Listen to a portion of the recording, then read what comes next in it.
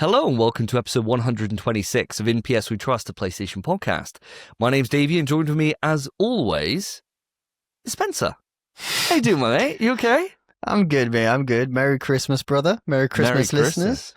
Very festive time of year. Obviously, this is probably, actually, weirdly, I look forward to this episode every year because I obviously miss Phil, but it's different, you know? It's a different episode. It's a different vibe. It's a different vibe. And audience are probably thinking, where is Phil? Why isn't he here? It's very unusual to do a duo cast, myself and Spence. Phil is away. He's in sunny Orlando and he is enjoying a holiday. So this seems to happen every single year in that we do a holiday special episode, which this comes out the week before Christmas, and you won't get another episode from us now until the new year. So it's our final kind of send off. Before then, we kick off the show back in the brand new year with our top 5 games from 2025. But that is a subject for another day. So this is a Christmas themed episode. So myself and Spencer are donning our Christmas jumpers. I'm wearing the Legend of Zelda one. You've got a snowman skiing by the looks of things on your jumper. Do you want to talk about your jumper at all? I love this jumper. So this jumper, I can't remember. It's either from TK Maxx. Okay. Or I think it's from New Life, that charity shop that I used to love. Oh, yeah. It's still going. Oh, no, it got demolished ages ago for the new Home Bargains that got built. So now it's in Spitty in the big Tesco. It's inside there. I don't know if it's still there because I never go to that Tesco, but that's where it moved. And I'm not going that far. I loved it because it was around the corner, you know? Yeah, class. Yeah, it was class. But I think this might be from there. And I love this jumper. It's proper comfy, you know, and it's not like in your face. Some Christmas jumpers are just terrible, and this one's just a nice little design. I like it. And who doesn't want to see a snowman skiing? Exactly right. It's cool, right? And if a snowman was going to do any sport, I imagine he'd be doing some kind of ice sports. So it's on brand. You know, if he was sitting on a beach, I'd be like, whoa, this guy's on a suicide mission. But, you know, skiing, he's in his right domain. He's in his element, brother. Exactly right. Well, my jumper is from Merchoid. So they had a mystery jumper that you could get, and it's like discounted, so you never know what you're going to get. And me and Karen ordered them, and we did very well because I'm a big Zelda fan. I got my Master Sword and Shield down there. I love Zelda, and so I was very glad with this. I was really afraid I was going to get like Game of Thrones, which I've never seen, or like Harry Potter or something, which I'm just okay with. So I was over the moon when I unwrapped it and it was Zelda, and Karen got Wonder Woman. So she was very happy with that. So we did quite well. So thanks, Merchoid, for that. But audience, what can you expect today with Phil gone? Well, we got a very different show than we normally do because we're going to kick it off with a question that I'm bringing to you, Spence. Then we're going to move it on to what we've been playing. We're then going to saddle over to a listener question where they've submitted. And then we're not doing quick news this time because it's been the goddamn Game Awards.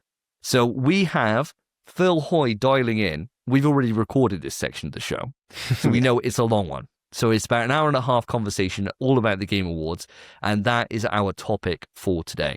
All the other news that we had paled in comparison to what was shown at the Game Awards, so it made sense to give it its time and give it its shine. And that is what we have for you today. So very, very different style show. But we always have Christmas crackers. And normally we do Christmas cracker jokes during quick news, right? And because we're not having it, I've got a selection of Christmas cracker jokes that I'll sprinkle in throughout the show. And I'm going to give you the first one now, Spence, right? Okay. I've handpicked these. See if you like them, right? All right.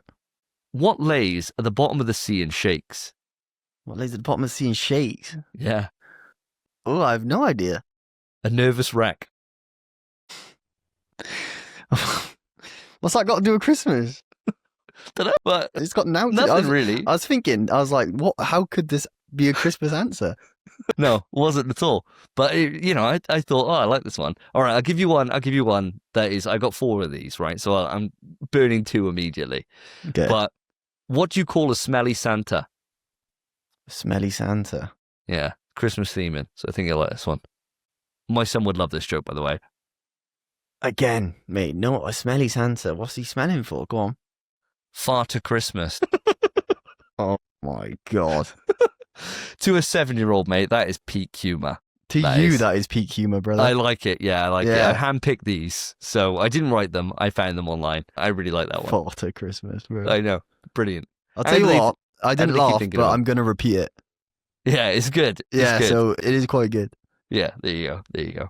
Audience, if you have any great Christmas jokes, this is all Christmas cracker jokes.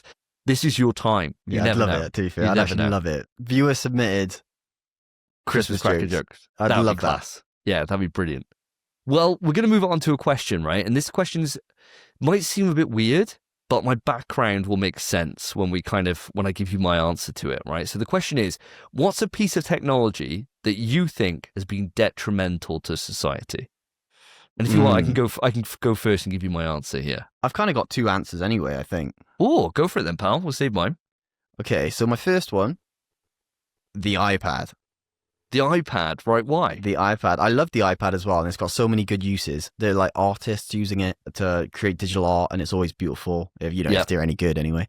And it's great for watching stuff. But that's the issue. It's great for watching stuff. The whole generation of children is just obsessed with their iPads, man. And Cooked. like kids, when I was a kid, and I imagine when you were a kid, you'd go out and knock for your friends and go out and play. That just doesn't happen anymore.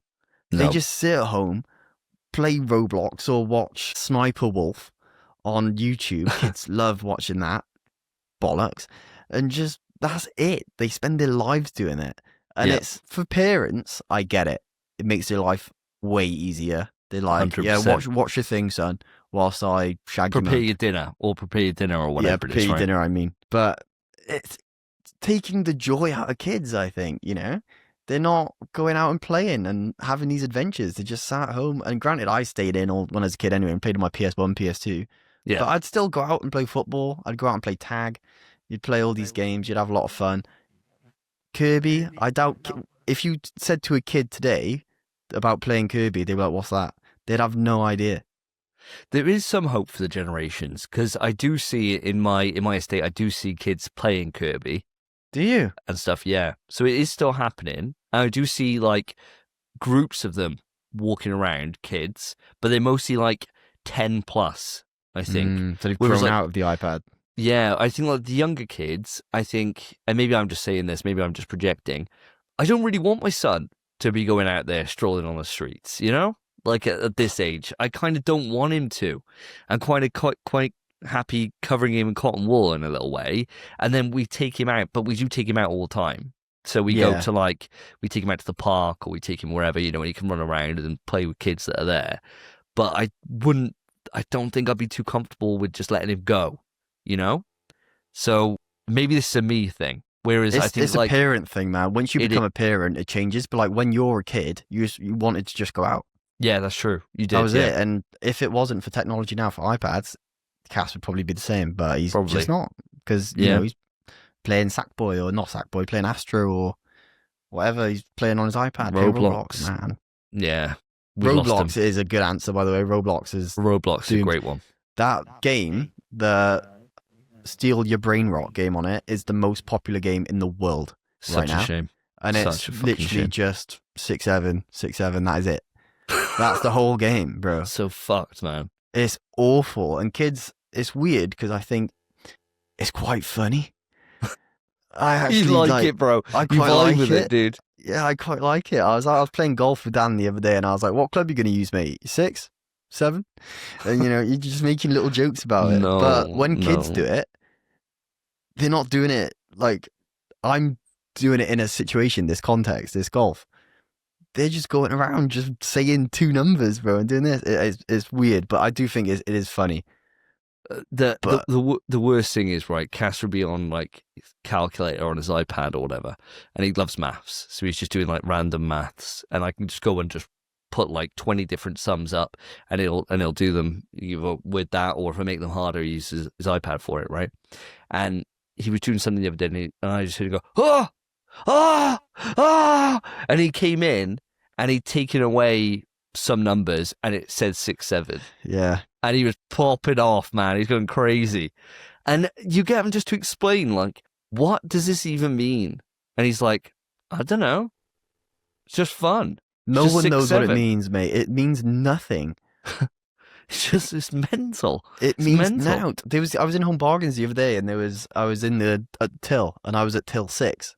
and next to it was till 7, and there was a Course. dad and his 2 sons behind me, and they both went 1, 2, 3, 4, 5, and then they looked at each other and went 6, 7, 6, 7, and the dad was just not even paying it any mind. Done, bro. He was like, "Fuck these kids, man! Bloody hell!" Like, you can't even have a conversation with your kid anymore because it's just 6, 7, bro. Just memes being thrown at all the time. Just all memes. I don't get it. I don't think anyone gets it. The kids don't even get it, but they just love it. And I think it can be funny. It can be funny. It isn't inherently funny, but it can be. Yeah. I think you're onto something though. Like I'm a big fan of the iPads. I'm a big fan of like being able to use it in short, sharp bursts, you know? It's being that thing of if you've got nothing going on, or if you want to have a bit of a lie-in and they can grab the iPad and entertain themselves for a little bit, awesome. And as you said, I don't think there's any difference then between that or when I was a kid and it was the PS2 or PS1, right? No, yeah, I agree. It's not really that different. But there is definitely this over-reliance, and you go to like, you know, I'll go to restaurants or whatever, and we have this rule whenever like we're sitting down to eat that there's no devices, right? Like no phones, no iPads, nothing. So you're kind of present, so you can have a conversation, you know, that kind of thing. But you go to so many restaurants and so many people have all their kids have all got iPads or phones that they're watching and stuff like that. And they're like in their, you know, like 10, 11, things like that. You know, when they're a baby, it's different because you just need them to be able to not act up, right? And be distracted. It's different kettle of fish. But when they're a little bit older than that, I don't know. I think there is like a cooked generation of kids that are just, that is them. But I think like, to be fair, every generation's probably had this thing, right? It was probably Game Boys when I was a kid. They were like, why are they bringing that Game Boy everywhere? They're always on their Game Boy, you know, whatever. It's probably always been this argument, but we just didn't have memes to go along with it. Whereas I think it's the memes that have made it worse. The difference is when we were playing Game Boy, like playing games as a kid, they didn't like make you dumber, if you know what I mean. Or more dumb, I suppose, because, you know. But they're not learning anything. And I think playing games as a kid, playing so many games, I don't think I'm that smart a guy, but games have taught me stuff throughout the years. You do pick things up from video games. Not steal a brain rot. You're not learning niche, bro. No, you're not. Nothing. It's a hindrance to their learning, I think. Whereas games back then, it was a distraction, but it wasn't an unhealthy distraction. I'm getting from this, we should just ban Roblox, isn't it? Yeah. But it's making so much money. Well, bank, dude. Absolute bank. Well, my question, right? The reason for this question is I was walking down the high street the other day in Cambran, and I saw some bloke who was just chatting to himself, right? And years ago, right, if you saw somebody just chatting to themselves quite loudly, you knew they were mental. And so you're like, right, stay clear. The problem is in-ear headphones, bro. They're the problem. And the reason is because now you're so used to people just speaking on in-ear headphones, when you walk past the street, it doesn't even worry you that this person is speaking to themselves. So it means that the crazies are slipping through the net. It used to be a case that you'd hear someone chatting to themselves, you'd be like, they're fucked. They are cooked. We're staying away from them. Something could kick off. Whereas now we've become so accustomed to people just chatting to themselves, walking down the street, that the mental heads that are still out there who are chatting to themselves, nobody thinks twice because they think they got in-ear headphones on. And I think in-ear headphones are the problem here. Because if they had over-ear headphones on, you can see that from a mile off. But in-ear ones, you got to look for it a little bit. And by that point, you're already too close to the mental head and something could kick off. And that never would have happened years ago. Never would have happened. Whereas now they're too stealthy with it. And so now you just got these absolute bunch of wrong'uns walking around, chatting to themselves very loudly, and people will stay in quite close proximity. That never would have happened years ago. I wonder how many more deaths there are now as a result of the mental heads getting people that they never would have gotten before. I don't think I agree, my friend. No? I mean, I live in Newport, and there's just a lot of mental heads, like an obscene number of mental heads, especially in town. There's so many of them. You could kind of tell anyway without even looking, mate. You don't need to go in and check for the earphones. For one, they're loud as hell. obnoxiously loud always, and it's always just, oh, that's pissed me off, that, oh, freaking, oh, I'd kill him, I'd kill him. Whereas someone with in-ear headphones still like, oh yeah, work was all right today. It's different, mate. You don't need to go in and check. I would just ignore it regardless anyway. I'd just pay it no heed. But the mental heads stick out, bro. They stick out anyway, I think. And well, I got a prime example of this, right? So earlier today, when I was in Birmingham, and we were waiting for the tram, and opposite us from the tram was this guy sitting down, and he was just screaming shit, right? And I thought, oh, he's mental. And then I realized what he was saying was Slayer lyrics. Singing. And he was listening to Slayer. Yeah, he was just listening to Slayer, but he had it so loud he didn't know how loud he was being. That would never have happened, right? That entire thing, because everyone was like, fuck, this guy's dodgy as hell. And everyone was like moving away from him. But he was just drumming along to Slayer, singing Angel of Death. And I was like, oh, he's just fucking vibing to Slayer. Like, this guy's fine. Yeah, whereas, class, actually. Yeah, I was like, that's all right. Yes.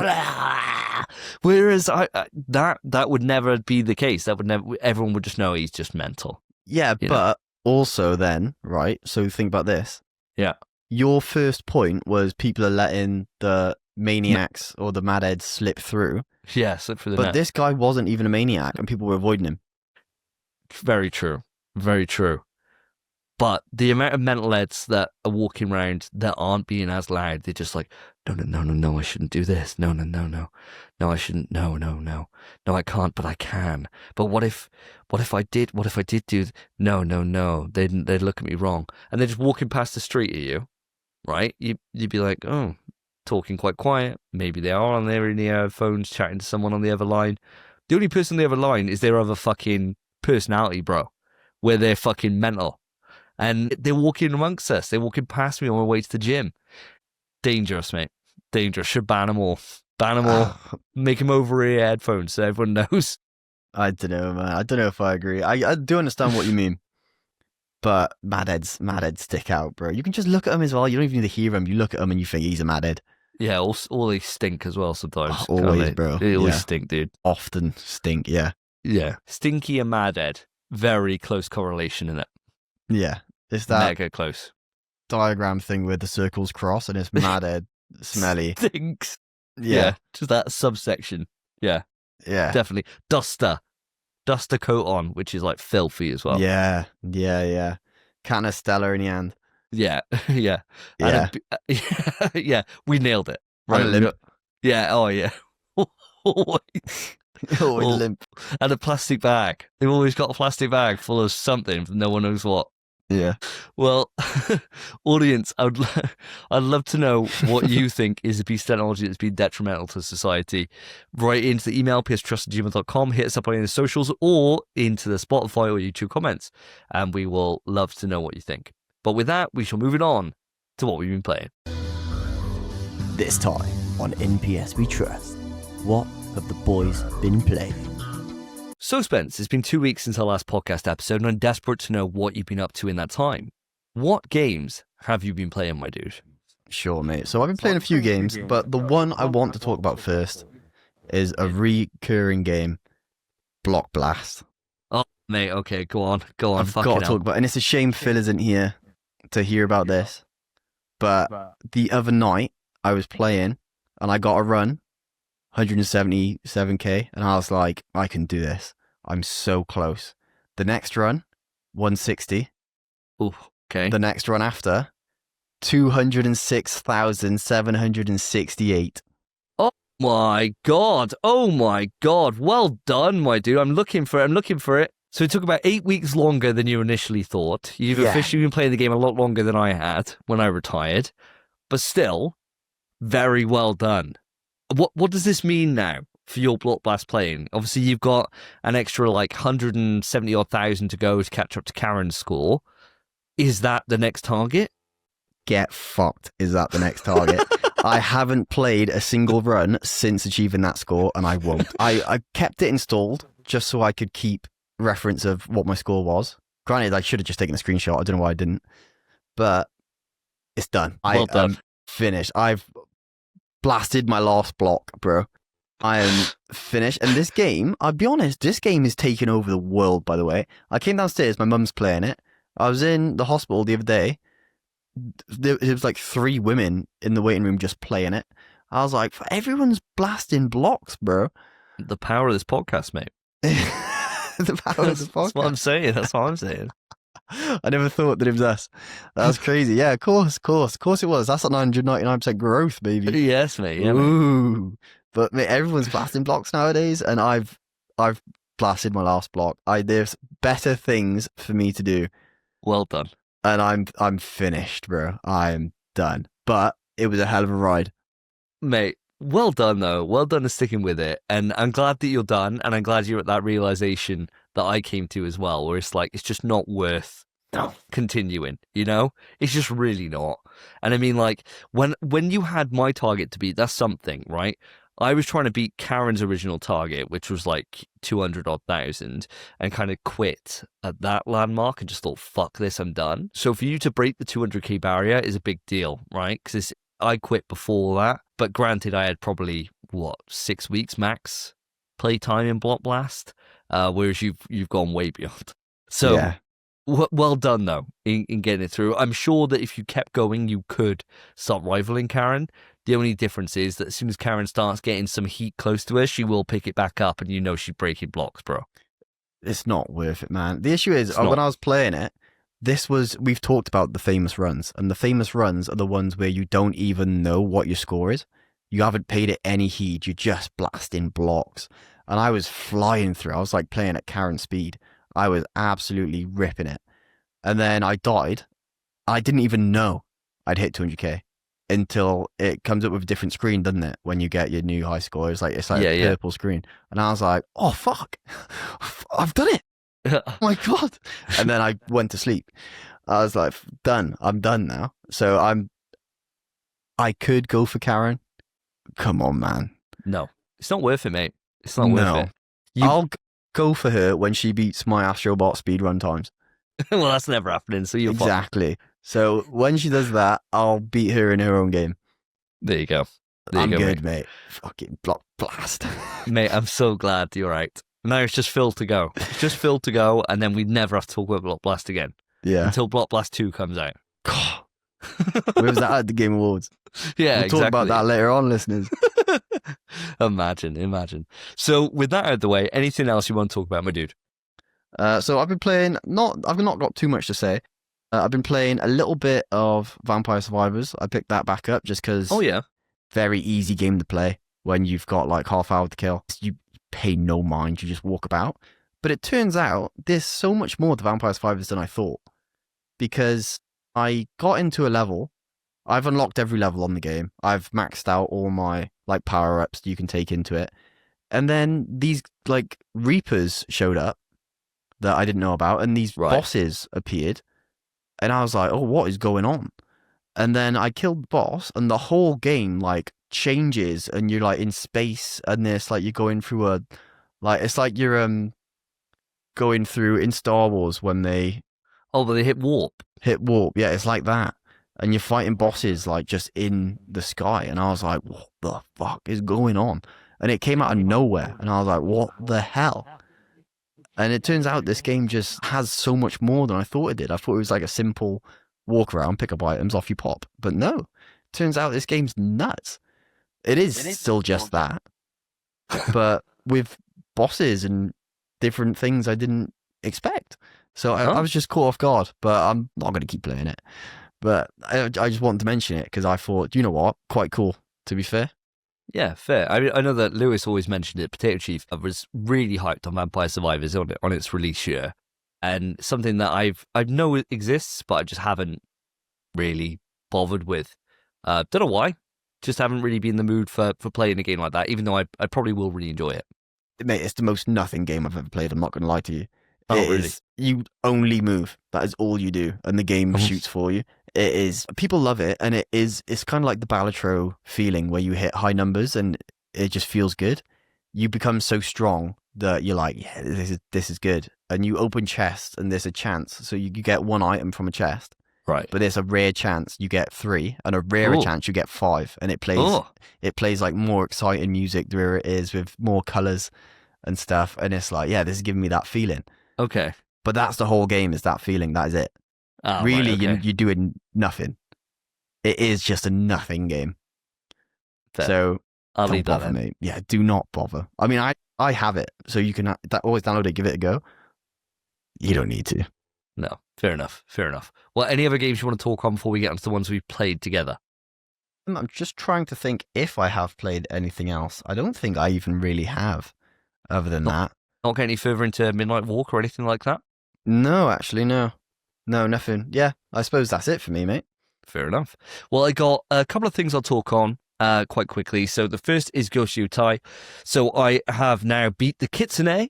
I've done everything in all the areas of the game other than the new area I'm in, which it came up with Act 2, which I was like, oh, Act 2? What the hell? Yeah, I know, after the Kitsune, it's like Act 2. And I'm like, okay. So I don't know how many acts there are. I'm guessing 2. Maybe 3, unless like a, final kind of chapter or something. But it feels like I'm getting close towards the end now. And looking at my trophies and seeing how many like shrines I've got and things like that, it's like less than 10 shrines left. Like less than 10 more things for me to kind of do. And I've done everything. So it feels like I'm getting towards the end. Mm-hmm. And I am loving it, bro. Like the twist in the story and the way it's gone, especially with the Kitsune, I am so vibing with it. So vibing. I can't wait. Obviously, I was away all weekend, and that would have been my time to probably have finished it before this podcast. So it's a shame I can't sit here and say I completed it yet. Yeah. But I definitely will have it completed by the time we get to our Game of the Year discussion, because I'm close. I'm like knocking on the door. I reckon within the next 10 hours or so, I will have beaten it. And I did do one cool thing I want to lay some props out. So there's this guy, right? I remember saying before that it's this samurai dude on the top of a mountain. Right. And he's like this game's version of Simon.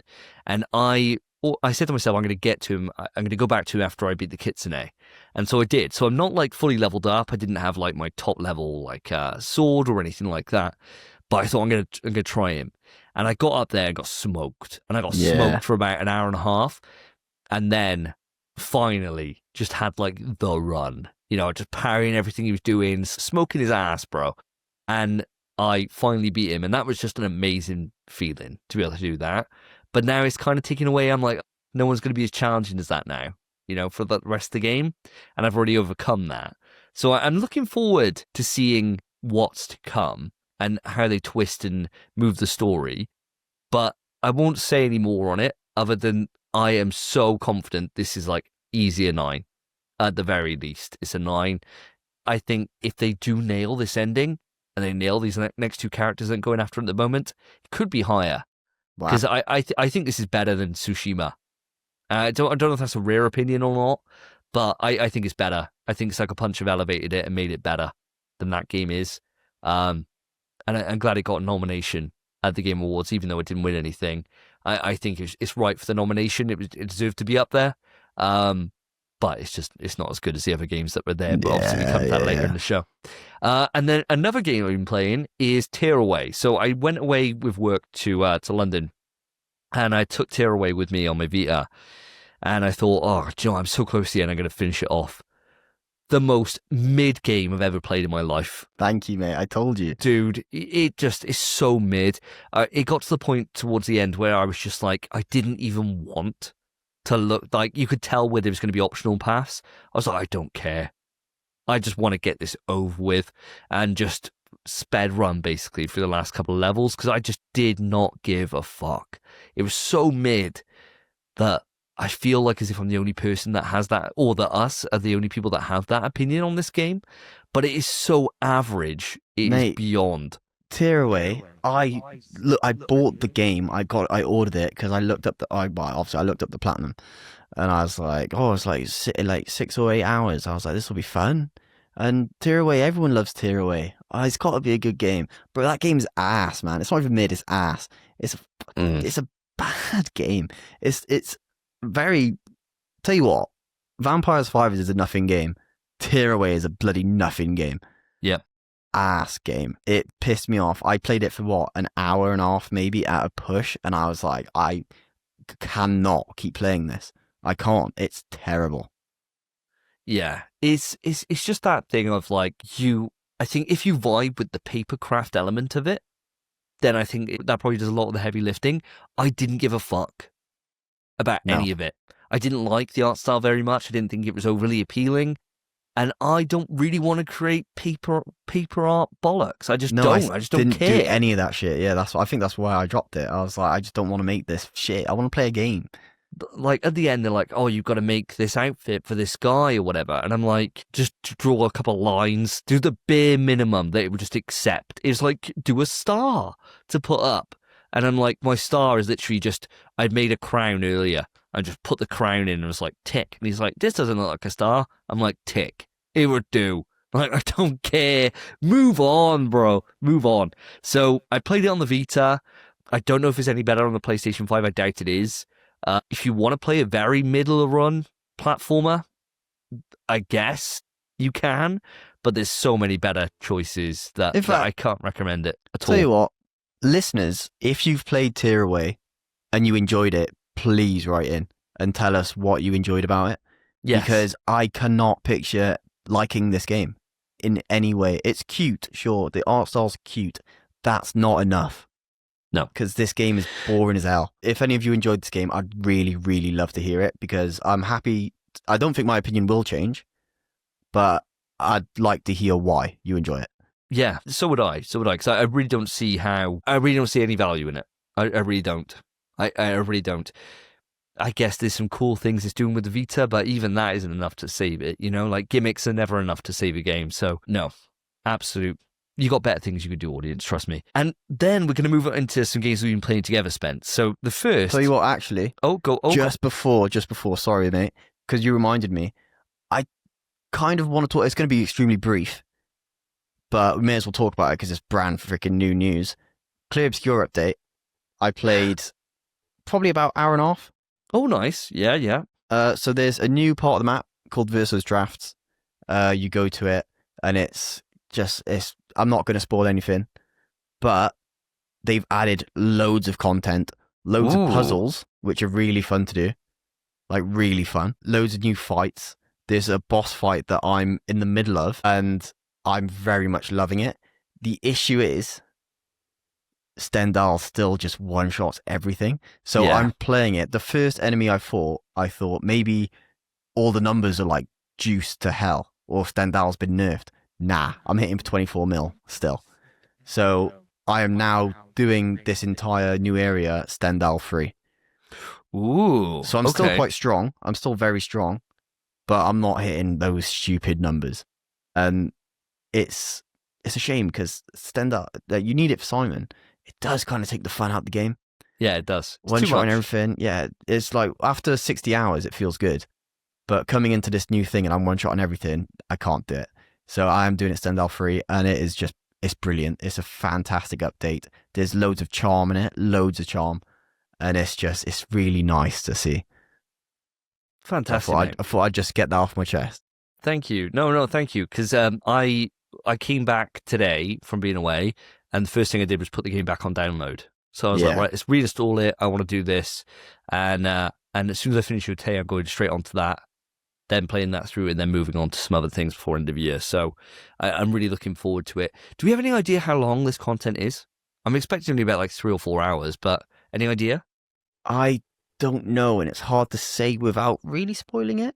Okay, right. I think fair enough. So. I've kind of run around and done as much as I can. I'm really trying to make sure I miss nothing. And it's taken a while, but yeah.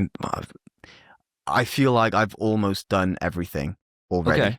All right. Fair enough. But I know there are more things. I've seen like a screenshot or something of one thing that's big. And I know there's a whole other area I'm about to open up. But I'm not there yet. And I don't know how big that area is. I feel like I'm at the end of it. But I don't know how big this next area is. But I know there is another area. Ooh, okay, all right. Well, I'm super excited, so I'm glad you're not going to go into any more detail on that. Yeah, no chance. I'm so in for this. So yeah, I'm happy to wait. So moving on from that, then we got 2 games that we've been playing together. So the first, we're going to kick it off with It's Quiz Time. right? Now, an audience member, I think it was No Fate, mentioned to us when we were talking on a previous episode about how our next big quiz is going to be centered around like buzz and things like that. I think it was No Fate reached out to us and said, you guys want to check out this quiz game that you can download from the makers of Buzz, which called Is Quiz Time. And we never did until the lead up to the Game Awards. So you and me sat down, you were around mine, and it was like, I already had like £5 of PlayStation credit in, and it was like £7.99 on sale or whatever. So we're like, fuck it, let's just buy it. We played 2.5 quizzes of It's Quiz Time, because the third one we had to leave, I had to go. What are your thoughts on It's Quiz Time, mate? Honestly, mixed. Because the games, the quizzes, brilliant. But the presentation, I don't know. So it's an AI presenter in the game, clearly an AI presenter. And obviously that's because they're still updating the game. Using AI means they don't need to pay someone to voice all the new questions and all that, because there's like 41,000 questions. And it makes sense. And you enter your name, and it actually, because it's AI, it can pronounce your name, or it tries its best to, let's say. And then it also keeps track of like who won the last game. Like when we started the second one, it went, can Spence keep up his streak? And I was like, oh, cool. And it does chime in with little digs at you and shit as well. And that is quite charming, but it is just very visibly AI. Yes. And that is off-putting when a lot of the charm in Buzz was the host. I love the host in Buzz and all the character diversity. Like so many of the characters, you've got that like Amazonian woman. Yeah. You've got freaking one of the Beatles just in there you can play as. There's all these characters. There's a giant like skull monster. There's a superhero you can play as. It's great. This doesn't have that charm, but it makes up for it in its quizzes, I think, because the quizzes were really fun. And the one quiz especially was great. I'll let you talk about that though. So the cool thing that's happened over these 3 games we've played is they've all been quite diverse in terms of the rounds. So we haven't had so far a single game where it's been the same round structure. They have had quite a bit of variety. So you've got like rounds like Connections, which is all about like, you'll have a question type and you have a companion app on your smartphone. And so with that, then that's how you actually answer the things. So it'll come up on the screen and it'd be like, you might choose history and it'd be like Henry VIII's wives, for example. And then on your screen, then you've got all different names and you pick them. And that'd be what Connections is all about. And so it might be that you've got like Catherine on there. So you might click Catherine. They might have, I don't know, Henrietta. And if you click that, it's an incorrect answer. And that's really cool. And then you've got other ones which are straight up knowledge questions. The end quiz always seems to be fastest finger, which never goes in my fucking favor. You are cracked at fastest finger. But I think on the first quiz, we didn't really pay much attention to when you get a question wrong that you get such negative hit by points. Yeah. And so the second quiz then that we played, and we really picked up on that, became a little bit more gamey in that then we wouldn't answer if we weren't 100% you wouldn't lose sure any on points it. if you don't answer, yeah. So it became a little bit more kind of in depth, and I was like, right, this is much better than this now, because you've got to really take a chance on it rather than just going for the fast answer and hoping for the best. So I think that did add more, and I think it will add more the more we kind of play. Plus, the first time we played, we did get video game developers or something, and I just got all of them right. You smoking ass, yeah, you're absolutely kicking ass. Class. Yeah, you absolutely demolished me. I felt great. I was just answering them next to me. You're just like, what? You're so fast. Yeah, like we were both getting like loads of things the same, but you were so much quicker than I was. It was wild. And you were like, I'm not even looking at the phone. Yeah, like, that's how you got to do it, mate. I know roughly where A, B, and C are, and I'm pressing while I'm looking at the screen. I'm like, Jesus Christ, you're cracked, bro. Of course, mate. Absolutely fucking metagaming that shit. But the one quiz that I think really sold me on the game for sure. And me, mate. It did sell me. Was this one where you got to describe something. So you have a category, you pick which category you want. So for example, it might be Power Rangers was one of the categories we had. And so with that, your only direction is you're looking for keywords. You got to describe about the subject for 1 minute. Now on the other person's phone, they've got all the potential keywords that you could say. So for Power Rangers, it might be the different colors of the Power Rangers. It might be their names. It might be like the name of the high school, what type of show it is, things like that. And so you got a minute then to talk your talk and try and cover as many of those key points as you can, not knowing what they are, and the other person grades you. And at the end, you can then call shenanigans if you feel they've missed some keywords. And with that, then it gets back to marking, and you can then say which ones you did do or which ones you didn't do. Now, we were fortunate enough that we didn't cheat each other. No, I never would, mate. I never would in a quiz game. No, but we were good. But our first time playing that, we were like very much like kind of talking about the subject, like as if we're on a podcast, but weren't going for keywords. Our second round, we were very much like, I think we had London as one of the things, and it's like Wembley Stadium, Big Ben, House of Parliament. You know, you're just like naming shit that you're thinking is going to be on there, and I fucking loved that round. I think like that was such a cool idea, and for me, I'm looking forward to playing more It's Quiz Time so I can see what other things are out there. And especially as we get into like more players rather than just being a face-off and we get fours, it might well put us into teams for different things, or it might do different things like that. So I think there's so much here that this game's going to be one of those things that whenever we got people around, why wouldn't we play It's Quiz Time, right? Yeah. And I think you're right on the AI. The AI stuff does take it down. The only advantage to that is I do quite like it knowing my age and being able to put in bad jokes about how I should know better because I'm older. Yeah. Or, you know, and those kind of things that it wouldn't know otherwise, right? They wouldn't have to program in. So I think it's pros and cons, and I can overlook the AI-ness of it for how cheap it is and for how quality the actual rounds are. Yeah, that's well said, I think. I think I was a bit skeptical at first because of the AI thing, but as soon as we got to that quiz, the one that sold both of us on it, yeah, I was like, it's fine. The AI thing, it's got its own charm with obviously being able to chat back to you, but I don't think it has as much charm as Buzz. But the Agreed. quizzes make up for that wholeheartedly. It is fantastic, and I'm so keen to play more. I'm so keen.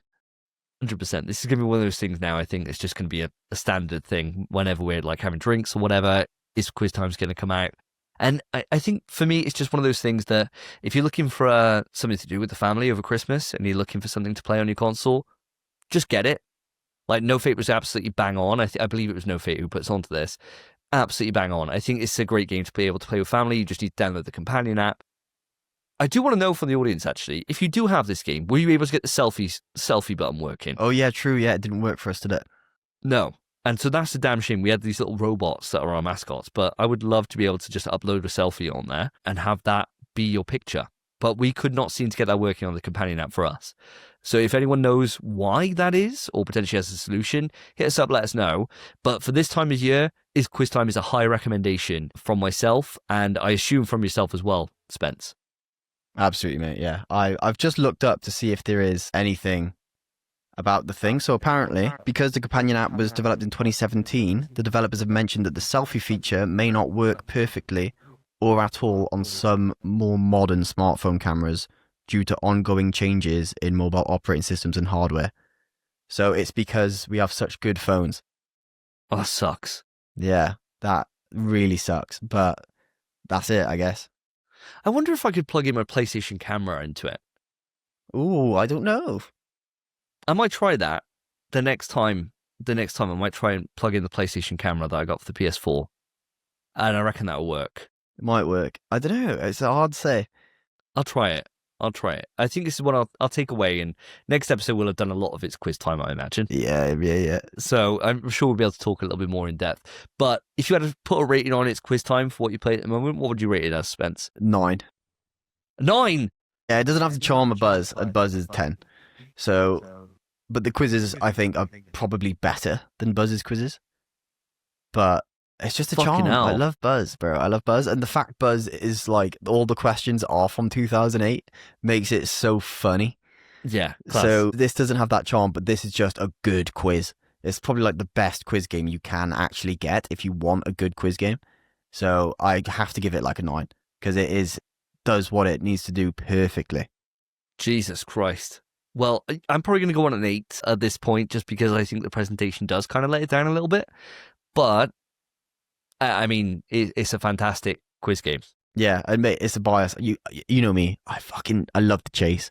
I love 1% Club. I love a quiz. I love it. You'd think I'd do more pub quizzes, but I don't. But I would love to. I love a quiz so much. Well, there you go. Well, you've heard it here first. Quizmaster himself, Spencer Davis, giving it the endorsement of a 9. Singing 9. And thank you again to, I believe it was No Fate who put us on this. Thank you ever so much. We would have had no idea this existed. Thank you ever so much. Thank you very much. And the last thing we'll discuss in this is Tokon. So the beta 2 happened since our last episode, and we put in various amounts of time. I think I put in about 6 hours in total over this beta period, which isn't as much as I wanted to, but I had the kids. So that took up quite a bit of my time. I got some mixed feelings about this one as opposed to the original, but I'm going to save my points and I'm going to leave it over to you. So how many hours did you spend in the Tokon 2 beta? And give me your thoughts on it, pal.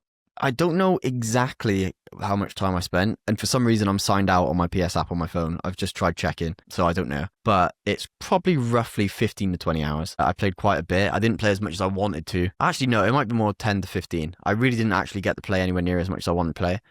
But I spent my time in the beta differently to how you spent it, I think. Because I found out I played a really good set against someone in an online lobby. And immediately after, we were like, oh, GG's, GG's. And he messaged me saying, mate, if you go lab, you're going to be a demon. And I was like, say less. So I was like, well, what do you mean lab though? There's no lab. And he said, go on the CPU battle, change it to level 1, and it just stands there. And you just practice combos. And I was like, tell you what, sound, yeah. So pick my boy Spidey. Woohoo! Love Spider-Man. New to the beta. And I just labbed basically for like 3 or 4 hours. And I was basically labbing one combo the whole time, and that combo was so tight, but I got it to work and I put it to practice, and it's just nice, man. It was nice, and it made me feel like a god when I went back online against those scrubbers. Everyone has these little squares next to their name, and the squares basically mean if someone's better or worse than you. And after I'd played a few matches online, after labbing, everyone else's square was green, which means they were all worse than me. And I was like, fucking yes. Except for like one guy who was pink, which means he's way better than me. And I was like, I'm not going to fight that guy. Fuck that. I ain't getting embarrassed like that. But it felt great. And I think the beta could have been better. I will say this. But it hasn't hindered my excitement for the game in any way. So I'm still very happy with Tokon. I'm still very much looking forward to it. Well, for me, my 6 hours were spent solely in versus. So, and that was against yourself and Willard. That was all I played. And we played a couple of randoms here and there, but it was mostly just in that and kind of trying to figure stuff out on the go, which is never the best way to do it. Like, if I had had time to be able to dedicate into labbing, I know that I could have come out much better than I was. But the good thing was that before you went in for your lab session, I'd say that I was giving you a paste in, right? Absolutely, then, yeah, agreed. After your lab time, it was very much roles reversed, right? I was just getting smoked a lot of the time, and you were able to like pick up on stuff that I had no idea you could pick up from, and you were teaching us quite a lot from what you'd experienced in your labbing and from kind of working through the combo system. And so I found that really useful. And it reaffirmed what I already knew from the first beta, which is that this game's got some depth. Yeah, right? It really does have some depth, and there's so much that I wasn't able to figure out in the limited time that I did have with the beta that I wish I could have, and that if I'd gone into those level 1 CPU battles, I probably could have put some theories to the test and try and theory craft it a little bit more. And so that was really encouraging, because if I'd walked away and I'd be able to figure it out on the fly, then it would mean that there's not much depth here. If I was able to do that, which I wasn't, so that's really encouraging. The thing I did take away from this beta, which I didn't have a problem with in the first time, is I don't really like the assist system in this. Yeah. And what I mean by that, audience, if you haven't been paying too much attention, is that when you're in neutral or you're attacking somebody's shield, right, and they're blocking you, when you call an assist, they will do like their neutral assist. So, for example, a man might come out, he might fire like a unibeam, right? Whereas if you're in the middle of a combo and you call your assist, they all do the same thing. They do like a charging forward, like kind of shoulder barge thing. I wish that would be changed. I really wish that would be changed, because I think it kind of takes away from a lot of the identity that you'd have with building a team. Yeah. In this, in that everyone does the same role when you're in the middle of a combo. Whereas what I like about like Dragon Ball FighterZ or with Marvel vs. Capcom or any of the others, you'd have their own unique moves to be able to enable some combos or disable others, right? And depending on how you order them and everything else, kind of changes how that team feels and what that team's identity is. And I feel like that's kind of missing here at the moment. But I do have to clarify that there is no lab, right? So Yeah. I've been so I could be talking straight out of my ass, but that's the message I gave back on the beta forum after, like when I responded to the survey, I was like, they should change this to make it be what I kind of want it to be. Yeah. I think like there's a reason why people have had it the same way since Marvel vs. Capcom 1 when it comes to assists, and it's because it works, right? Like I think changing it the way like this makes it more user friendly. Yes, I get that. But I think it just takes away from some of the identity that your team could have otherwise. Even if you were to play them as a single, like I main Cap, unfortunately. That's such a basic bitch, and I'm mainly the fucking face of it. And so it didn't seem to matter who I had on the rest of my team because I'm playing Cap and they're all doing what I want them to do, which is just a fucking shame. So that's my one takeaway from this that I didn't have on the first beta. Yeah, I will say, I'll speak to that as well, to be fair, because I don't have an issue with the assists per se. I think they serve their purpose, they're fine, they help me get more hits off, I'm about it, that's fine. But on the survey, I did answer, it asks, did every character feel unique? And I said, honestly, no. No, they didn't, because they all have the same assist, and combos don't really vary that much per character. No. In terms of, at least in terms of button inputs. They're very like aesthetically, of course, because every character has a different aesthetic, but they are kind of the same. And the assists, what you've said, your complaint about the assists does make every character just kind of the same thing. Yeah. So I'm a Spidey main. So what does it matter what my other three characters are? Because any three characters would do the same assist. There is no reason for me to even think about who my other three are going to be, because they'll all do the same thing. So I do agree with you there, and I said that on the survey as well. But I just kind of want to play Spidey, so I'm not that bothered. Yeah. But I see your frustrations with it. I do completely understand. Yeah, and I think it's one of those things, when you got a lab, and, when we get to the point where you're having to switch between characters in the middle of combos to be able to maximize your damage output, then at that point it will feel more unique. But we're not there. We need a full lab for that, and to be able to really push the combo system to the max it can be. And no one's there for that, right? Like, people putting out combos, but they're all like kind of max combos with one character. There's not much kind of switching and flashing between, other than like the odd player who's figured that out, but certainly not widespread knowledge. So I think there is a lot of legs here, and I could be talking completely out my arse, but I can't help but get that feeling that it didn't seem to matter if I had Iron Man second or I had Spidey third, or, it was all like, who cares? They're going to do what I want them to do, and putting them in this position means I get an anti-air out of them in neutral or whatever, but cool. I mean, when are you ever needing to use that? I don't know. Like, it didn't feel obvious why you need to build your team in any particular way outside of who you pick first to come out. I completely agree. And it's also, I do think it is kind of a hindrance to the game, because in the old systems, the old games, the old way assist worked, you would kind of obviously have your main, and then you'd pick another character for their assist. But because it wasn't a shared health bar, you would have to learn that character. Yes. And it would be a character you wouldn't typically play. So it would help you venture out of your playstyle and get a broader knowledge of the game. This is going to suffer from that, I think. So I do completely agree with you. But because it's a shared health bar, I don't think they've kind of solved it themselves with the different mechanics. So I don't know. Yeah, it'd be interesting to see what they do, because I think, the feedback that we've both given isn't unique, right? It seems to be quite a common thing that people seem to have an issue with. So I do wonder, especially now that we know that there isn't a release date for this yet. We don't know when it's coming in 2026. There was spoilers for later in the show. We do talk about it. There wasn't any characters shown for Tokon here, which is a damn shame. Who knows, man? I mean, they could take away from this and be like, right, we need to rethink this a little bit. Don't know. I mean, if it stays the way it is, I think it would still be fine. I had a great time with it, same as I did on the first one. And it could just be the fact there is no lab is getting me to kind of fall on this side that this feels like a problem, even though it might not do when I'm able to really start switching between characters and getting things going. But we can only talk on what we've experienced, right? Not what potentially could be there underneath the surface that we don't know yet. But it certainly hasn't diminished my hype for this game. I'm still very much still like a day one, still really want to take it seriously and put some time into it, which is the main thing. And judging from what you were saying, Spence, I think you're very much along that same line, right? Oh, absolutely, mate. Yeah, I'm sweating this game when it comes out. I can't wait. I was labbing the whole time, bro, and the game's not even out. The combos are going to change. Spidey's getting nerfed. No, what was the point in me labbing? But I wanted to. And I want to do it again with an actual lab all day, all week when the games come out. And then Smoke Fuck is online. And Smoke Phil Hoy.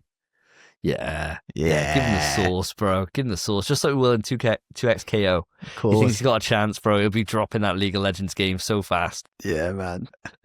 Well, audience, I'd love to know your thoughts on any of the games we discussed today, and especially with Tokon. How did you find it if you invested in the beta? Are you a fighting game player? Are you not? I think that would very much change as well. And on your takeaways from this, let us know right into the email psretrust@gmail.com, or hit us up on any of the socials or in the Spotify or YouTube comments, and we will get back to you then. But with that, we will move it on to a question from the audience.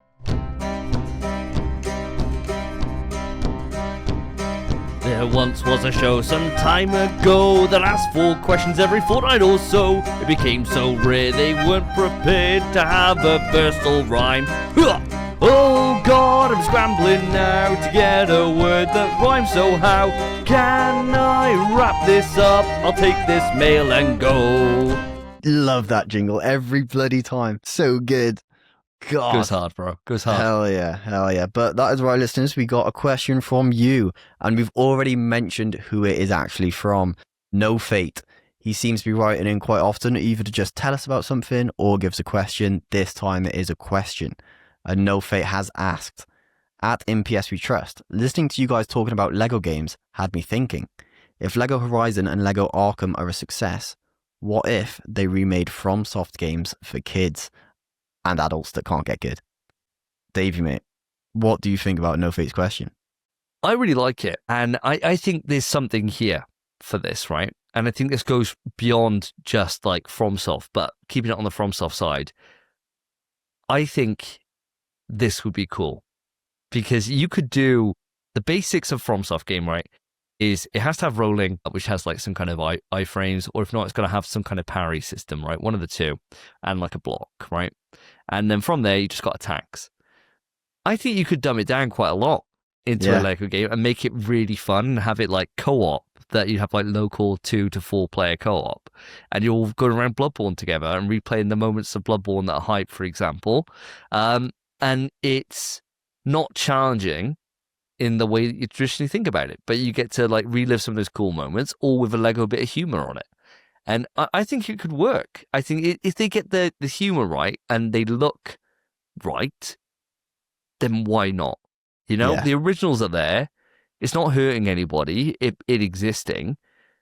And personally, I would like to see them have a crack. If they had to pick any of them, if I had to pick one, you'd think I'd go Bloodborne. And Bloodborne, I think, would make the most sense to do, right? But I'm going to go for Demon Souls. I was going to say Demon Souls. Really? Yeah. What's your rationale for Demon Souls? I think it just fits the vibe, man. I don't know why, but the aesthetic of Demon Souls, I could see a Lego Donnie just rolling about in it. I don't know. I don't really have more rationale than that, but, you know, and it could use it. It could use it because the remake we had was just a 1-to-1 of the original game. It'd be nice with like a few changes here and there and dumbed down a bit of humor. They could do it. I'd enjoy it. Yeah, I think for me, it's like the bosses in Demon Souls are like a puzzle, aren't they? Rather than actually being like a boss fight. So I think it works really well, rather than just being the same combat but with a slightly harder enemy, which is what the rest of them, you know, kind of are generally. It is more of a puzzle to actually, you know, like you go through the areas, the hard part, and you get to the boss, and it's generally just like a puzzle of how to overcome it, and then Bulb's your uncle, it's done. So I think that would translate quite well over into like a Lego game, to be able to do that and have that, and it would still stand out. Or they could just kind of revision them and make them quite funny, right? Like, you know, there's like I suppose Dark Souls 1's a better example of this. But you know that like fire abyssal giant thing that we Yeah. all know the way you can just like go to the edge of the screen and he walks off and kills himself. Well, you could have that just be like the official way to do it in the Lego game. And it's just like he walks in and just like it zooms on him on the camera. He's like, whoa, and just like falls off, right? Like I think there could be quite a bit of humor in those kind of things. And it would be stupidly dumbed down, but it would be funny in all the right ways, you know? Or like you'd meet like the Onion Knight, for example, and all he's doing is just rolling. Just for like no reason, right? Like, and it'd just be fun just to meet him or whatever. I'd vibe with it. To be fair, I'm trying to think about this now a little bit wider than what No Fate has, in terms of are there any franchises that just can't get this Lego treatment? And I can't think of any. I think even something as you know as like serious and adult as something like GTA, really like fucking Simpsons Hit and Run or whatever. That's like a kid's version of GTA. Yeah, so nailed there's it. no reason why Lego couldn't do that. I think they kind of have with Lego Worlds, right? But this is the thing. I think they could do it for any franchise, especially for something like Fromsoft. But that's crazy that you're vibing along the same lines with Demon's Souls. So would you generally be quite happy about this if they did come out with like a Dark Souls kind of Lego game? I'd tell you what, mate. I'd definitely vibe with it. Mostly because, obviously, I anyway have had a massive gap from Lego games. So all I really remember was the original Star Wars Lego games, the Harry Potter Lego games, and every single game is kind of just the same. They all control the same way and just go about the story and make a few jokes here and there, but they are just the same game for kids. Whereas recently, Lego's changed quite a bit. Now it's actually trying to make a game rather than just cashing in on an IP. Now we've seen The Dark Knight. I can't speak for Horizon because I haven't seen a second of it and I don't want to, but that's not Lego's fault. That's such a hater, mate. Yeah, such a Horizon hater, dude. It's insane because I enjoyed Zero Dawn as well before I played. I actually did enjoy it. I just don't have the time, but I do have the time. I'm just not spending it on it. I'm just playing Block Blast. You're free now. You're free. I am free. I'm free. Maybe I'll play Horizon one day. I doubt it. But I think they could do it easily. And I think, like you said, a lot of different genres of games could fit. But FromSoft is a good idea because it is very, like, kids aren't playing those games. But even if it is a dumbed down version of it, it would it'd be better than what kids are playing now, I think is just the easy way to say it. And it'd get them ready for when they do grow up and then they want to play FromSoft games. And it'd be less of a learning curve and less of a daunting game to beat because you'd had this kind of more childish but experience beforehand. And I think it works. It would work a lot and I'd fuck with it. But I don't know. I think it's a good idea. I think I'd like to see Lego, because obviously Lego with Arkham looks absolutely brilliant.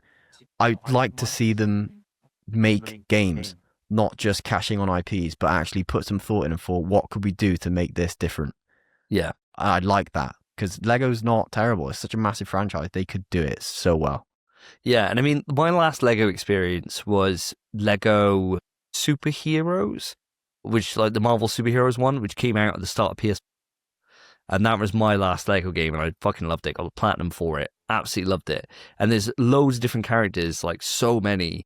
Yeah, it's like 100 in there. There's loads, yeah. And like they've all got like the different way you get around. If you're Iron Man or, you know, Vision or whatever, you're flying. Whereas if you're Spidey, you are on webs. Or if you're Hulk, you're leaping. And so they do put all the different ways that the characters kind of get around in the game and make it kind of work. Or if you're like Wolverine, you get on the back of a motorbike or whatever it is, right? And it's cool. It's like really fun that they do those little character bits that makes it fun to be able to switch around and try the different characters, even if the base gameplay is very much a case of squish, punch, triangle might be kick, and circles your special or whatever. But they're still fun in like their way that they had an open world adventure and you're playing as all the different cast of Marvel heroes. I think I honestly vibe with this. And the other thing is, I'm not a Lego collector. Cassian, my son, is much more into Lego than I am. Being dyspraxic as a kid, Lego was like a fucking final boss for me, right? Like I could never do it. I was rubbish. And I'm not very good when I'm older now. But my son is a lot more into Lego than I am. And I got him like a lot of the Lego Mario sets and all those, and he really enjoys building those. The cool thing about some Dark Souls stuff is that you might be able to get a Lego set for like Analondo Oh yeah. And how fucking sick would that be, right? Because that's the whole point of these, right? The crossover is that then you'll buy the Lego sets, right? Like that's the ultimate crossover reason for it. And you could get some fucking cool areas from like Bloodborne, Dark Souls, Demon Souls, whatever, and just be able to. I'd probably go out my way and remake. I probably would buy a set for Arlondo, cost a couple £100 and build it, and it'd look cool as fuck. Yeah, just up man. somewhere. The Hunter's Dream. Yeah, exactly right. Bro. Yeah. Yeah, that's a great idea. Yeah, like that's reason enough to get in. Like that's the cool thing about the Lego sets for like Horizon is you can build like a Thunderjaw and you can build like a long neck and all these different things. And they're all cool, but I've already got a giant fucking elephant on the top of my this out of shot for you guys, but from my collector's edition of Horizon. So I don't need any more Horizon stuff. But I'd fuck with some cool sets from Bloodborne or Dark Souls. I definitely would. Even though I'd fucking hate myself putting it together. I'd probably ask Karen to do it for me.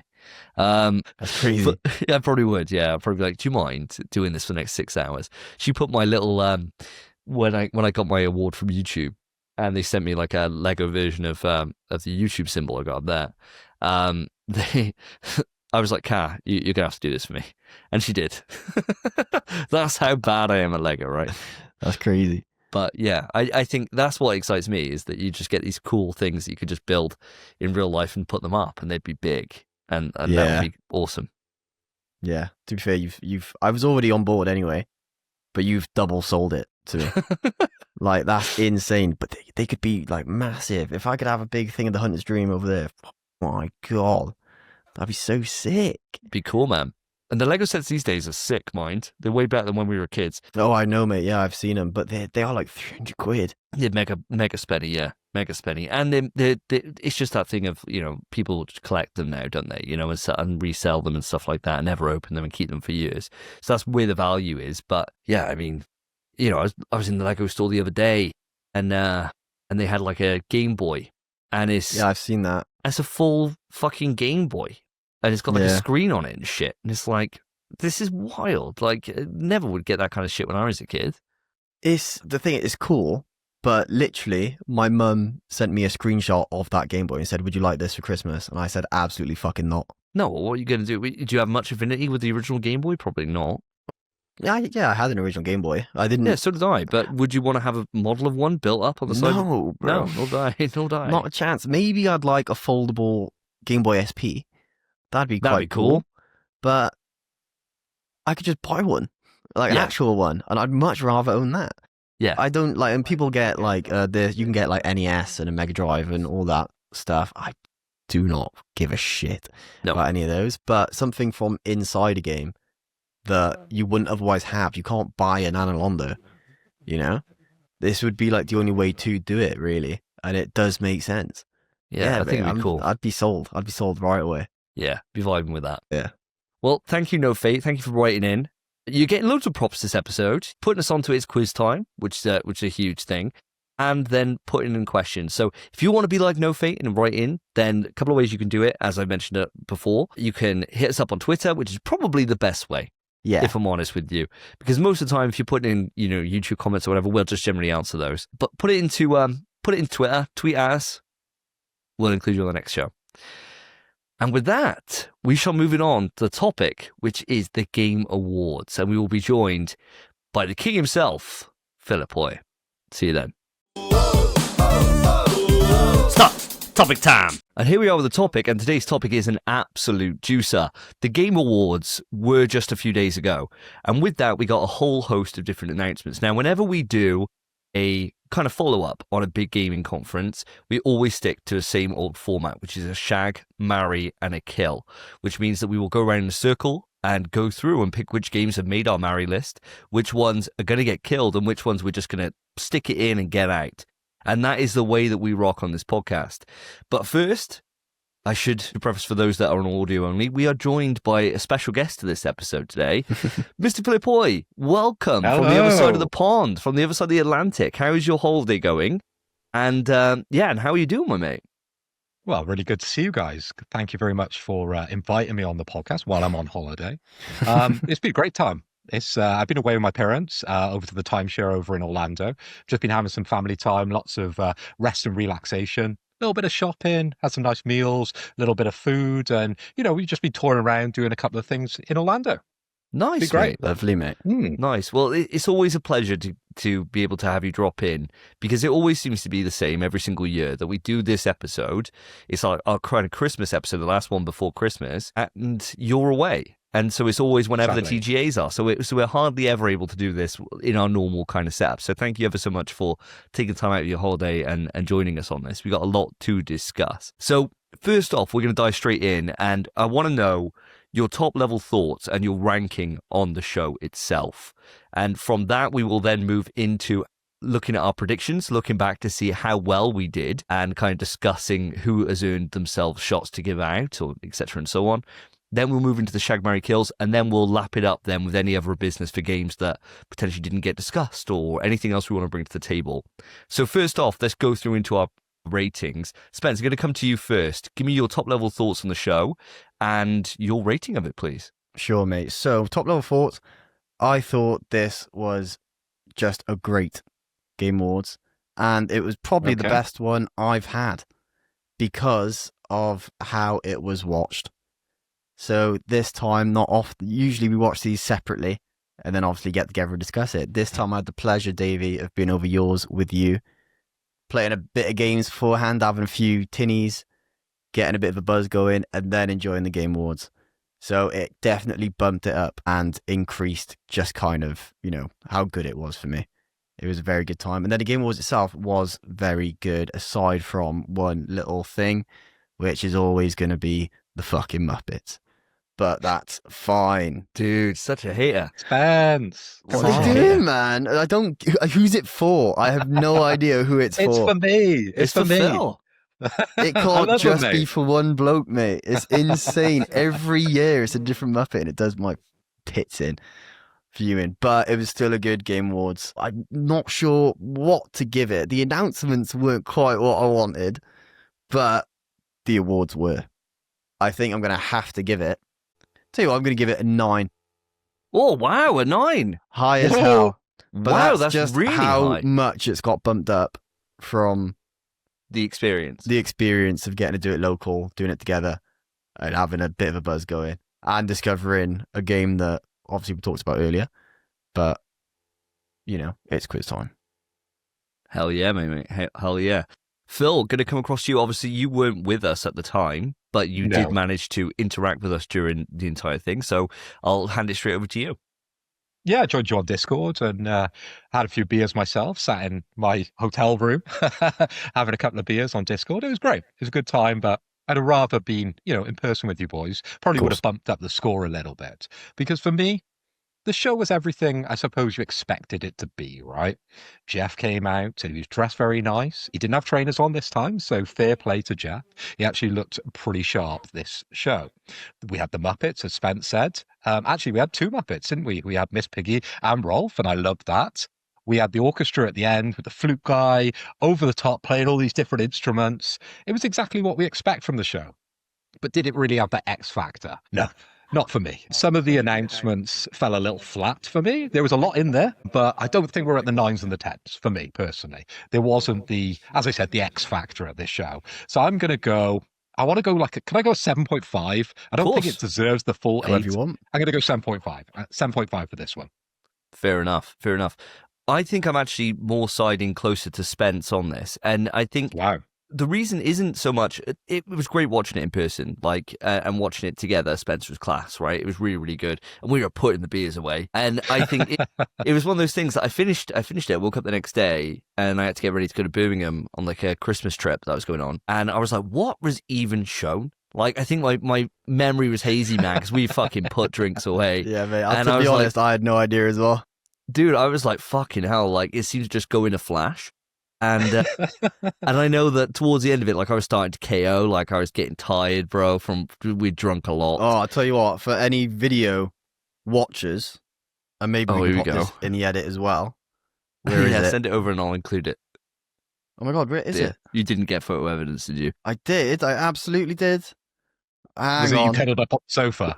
Because I think about halfway through, I was just speaking to Spence. Mate, I got really cutchy. When you'd be drinking, we'd be drinking since 6. And so we've been drinking for like 6 hours. And the Game Awards was going up. There I am. I'm out. What an unflattering photo, dude. Look at that, mate. Yeah. That is the worst. But you kind of got photo I've ever seen. coochie by your own choice. You were like, no, it'll be fine. Grab the blanket, put it around yourself. You said, I'll take my slippers off because that'll stop me being too coochie. I was like, what are you on about? You mean you go into kip? There's no way back, is there? When you do a certain thing, when you put on the blanket or you get a bit coochie, there's no way back. You can't go uncoochie, can you? No, you can't. You've just got to stick with it and lean further and further into it until you fall asleep. Exactly right. So I had to do a bit of a catch up on what was actually announced. And it's only then when I'm looking back on what's actually announced here that I'm like, holy shit, this was one of the best showings ever. I think personally, for me, there's so much. My Shag and Marry list today is nuts. So competitive because there is so much here for me to be able to pick from. And I think when I was watching it live, I wasn't really taking that in because I was very much pissed up. But hey, I had a great time. So I'm going for the 9 out of 10 on this. Okay. I had a really, really good time with it. And I think the pacing's always a struggle with these things, but I think they did the best way they could. And it wasn't like previous years where they've shoo people off the stage and it felt really rushed. There was none of that. And I was really glad for that. But we shall move it on just a little bit. And I want to come to something that we wouldn't normally kind of bring to the forefront here when it comes to the award ceremonies and who did well, etc. and so on. But guys, how did you feel about the fucking clean sweep that Expedition 33 went on? Because I think we got to bring it up here. It's now the highest awarded game of all time at the Game Awards, outstripping the likes of The Last of Us 2, which I know is a previous record holder, and I think Baldur's Gate 3 set records on each year as well. So how do you feel? I think it was, 9 in total Game Awards out of 11 that it was nominated for, which is absolutely wild. How do you feel? Because I know the internet's been very much split on this, where some people are thinking that they should have been like kind of mercy games, where like games that didn't get the props should have been given awards. And I want to know your kind of thoughts on that before we delve a little bit deeper. Spence, just like before, I'm going to come to you first. Sure, mate. I think it's completely justified and deserved. Clair Obscur is absolutely phenomenal. It's my favorite game ever. It is my favorite game. I can't stop thinking about it. I listened to Lumiere on the drive back home today. I adore this game. Deserves every award it receives. It should have got 11. I'll be honest. It didn't do good enough. It should have got more. Wild. But this absolute bollocks, because I've seen people saying this as well, saying games should be capped at like 5 awards or something. If I've developed a game and it's only winning an award because a better game has won too many awards, my game's not won an award. It hasn't. So that is just bollocks. I think that's naff. If a game is that special and that well crafted, it deserves every award it can win. So fuck that off. Fair. What about yourself, Mr. Lloyd? Where are you coming down on this? Well, I feel exactly the same as Hideo Kojima. He just walked off for the audio listeners out there. He's gone. I'm coming back. Yeah, it was a little bit sour, I think, really, seeing the reaction of all the other talent that was on show, because it just happened. Award after award after award. They were zooming on Hideo Kojima, and I was thinking, this is the one. They're probably going to get 1 or 2, aren't they? But no, it's a clean sweep, wasn't it? And do I think his reaction was like a good reaction? Probably not, actually. It came across a little negative, didn't it? Because he was rolling his eyes, he walked away at the end. And do I want Hideo Kojima acting like that? Because in his mind, he thinks he deserved to win. Yeah, of course he does.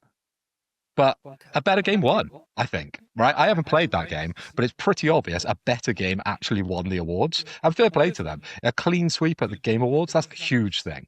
And that basically bumps it up my list, so I'll be playing that in the new year for sure. Hell yeah. Glad to see it, mate. Finally get brother. you on board. Welcome, bro. For those who come after. I think in the most part, I agree with you boys in terms of the best game should win, and no matter what category it's put up for, right? Regardless how many awards that ends up getting, if it is better than the competition. But I think there are some cases where it probably could have gone to different times, like best RPG. I don't know if it should take it above something like Kingdom Come Deliverance, right, which is an actual RPG. Like, there isn't much choice in Expedition 33. It's not. You got stats that you put in. It's close to a JRPG, but it's not really the same kind of game as like a pure RPG experience. And so I could have seen that potentially go as like, Kingdom Come Deliverance or whatever. So I can see why some people would be getting a bit cross and thinking, oh, well, does it really deserve this? But ultimately, if your Game of the Year isn't winning in its categories that it's put up for, then why should it win Game of the Year?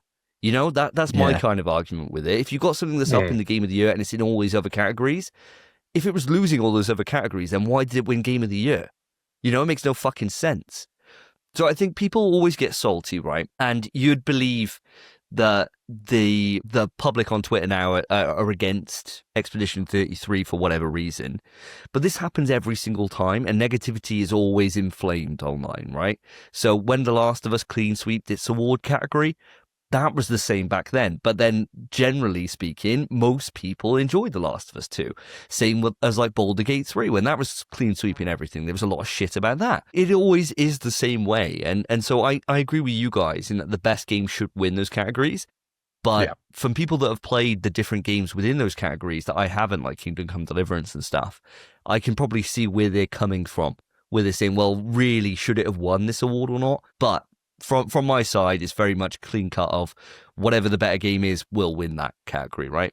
And it is what it is. I do think that the Hideo Kojima thing's a bit lame, right? And there's been like, what's the guy, Ludwig, right? Who does was it Ludwig that you went to see, Phil the composer? Yeah. Death Stranding 2? Yeah, so there's two people involved in the music, isn't there? There's Woodkid, and then there's Ludwig as well. So Ludwig is the he's the guy who like comes the composer, out on isn't he? the composer, and he plays a lot of the guitar work. And I think Woodkid is more of like a producer. Yeah, because he posted out a tweet. Hideo has been very silent on this now since, right? Which I think is probably the best thing to do. Yeah, but like Ludwig Fossel's come out. Yeah, Ludwig Fossel came out and he's like, well, really, really disappointing night, blah, blah, blah, blah, blah. And it's like, mate, maybe just shouldn't fucking tweet about it. Like, and Kingdom Come tweeted out a tweet as well, like, oh, I'm glad we showed up. Because they didn't get anything either. But it's like, well, it is what at least you got the noms. Davey, the admin for Kingdom Come Deliverance, I was watching the Twitter as we were watching the show, and he was just posting out that dog meme where he's just like blindly looking into the camera with like this fire burning behind him. They just didn't get any mentions throughout the whole show, did they? There was no focus on Kingdom Come Deliverance. It was basically the head-to-head between Hideo Kojima and Claire Obscura, and then every award you just saw Hideo Kojima's reaction. It was just hilarious. Like, rolling his eyes, right, I'm out of here. Fuck these guys. I don't get it, man, because it's like people just didn't expect Claire Obscura to be as big as it was. But if it was like, say, obviously next year GTA comes out, people aren't going to be like, everyone loves GTA, or why do we even show up? GTA's year. What do you mean?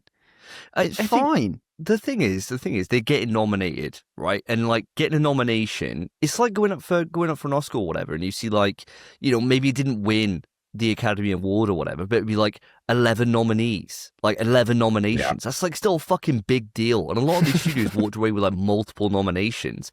So even that's something you could put on the box art for the Game of the Year edition, Yeah, but then like, how do you feel about the fighting game nominees?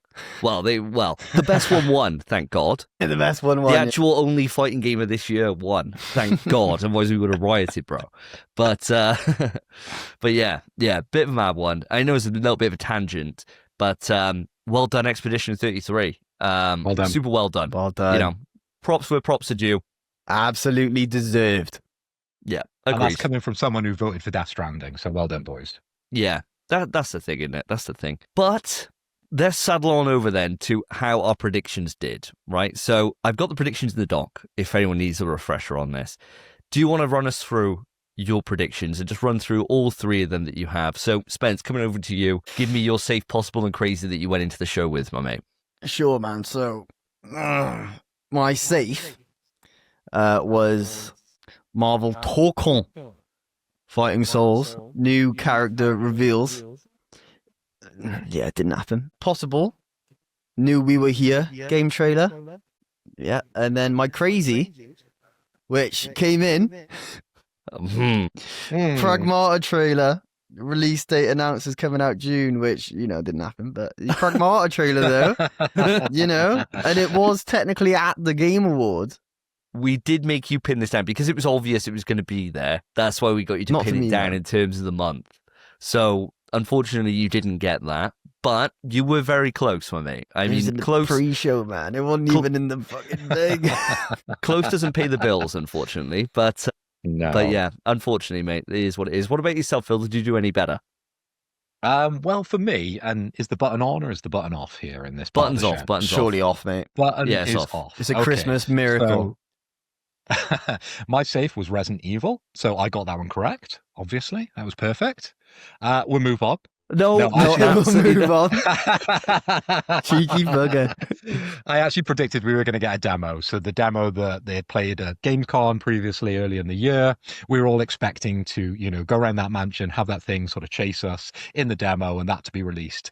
At some point, I didn't put a date on it. I didn't say day and date, but I said Resident Evil was going to get a demo, but we got no talk of a demo, unfortunately. We just got talk about Leon.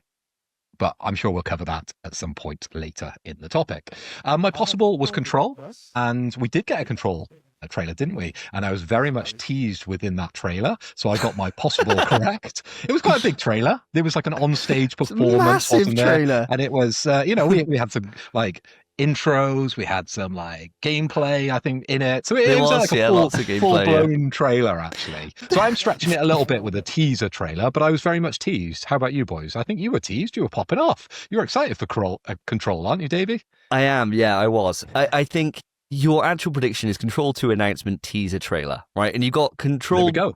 You got, most of those words you got right. So you got Control 2 announcement trailer, right? Yeah. Yeah, 100%. Wasn't Bingo. A teaser. Tick. But, and I was saying this all the time, and I'm sticking with it. I was inebriated when I was talking to you about this, but I'm sticking with it. I think you get this. I think you get it. Because even though it wasn't a teaser trailer, it was the announcement, and it was a trailer. So it wasn't like as if they just came up. Yeah, it wasn't like as if they just came up with, a logo, and they said, yeah, it's coming or whatever. It was a trailer. And sure, it wasn't like a short teaser. It was a very long trailer. Massive trailer. Like 3 minutes. Yeah, it was huge. Davey, some people like to be teased for a long time. Yeah, you get a lot more pleasure that way, don't you? That's what foreplay is all about. Exactly. I agree. I think you get this, but it is up to the Spencer, I suppose, to be the decider on this. The issue is, boys, I don't want to give it, but I can't go against our king. So that's very true. I feel like I have to give it to you. I was thoroughly teased. If anything, I was teased for a bit. I got blue balled. I was teased that long. It was ages. But I'll let you have it, mate. I will let you have it. So well done to you, Spence, talking about, my kingness and being the king over these 10 episodes, because you're the only one that seems to bring it up these days. I'm not allowed to bring it up. So thank you for recognizing that I still have this power and siding with me on this one. It's going to be very difficult to hand out these shots, isn't it, on the next big quiz? You think so, but I bet it won't be. No, probably won't be. No, yeah. It'd be how you're treating him on the day. Yeah, exactly. And then for my crazy, I went for Half-Life, and it was crazy because I said there was going to be a date involved in that announcement as well. And unfortunately, I didn't get that one, as much as Jeff Keighley built up the show to a certain degree at a certain point where we all thought this is the time we were going to get it. And no, we got something else, which, again, I'm sure we'll talk about a little later on in the show. So, yeah, I'll just stick with the possible. So that's 2 shots in the dock that I get to give at the next big quiz. Hell yeah, mate. Well done, well done. Well, for me, lads, I did fucking badly here. So very badly. So my safe was Captain America 1943 trailer shown. Zippo. No, absolute fucking zip. Bearing in mind it's coming out apparently in a few months' time. Sure. Possible, Ghost of Yotei Legends release date, which would be day and date. Absolute zip. This was more of a kind of an out there one for a possible, but even so, nothing. And then my crazy, which was crazy to be fair, was Blue Point new title revealed, God of War 1 remake. And absolutely nothing on the God of War front throughout this entire awards.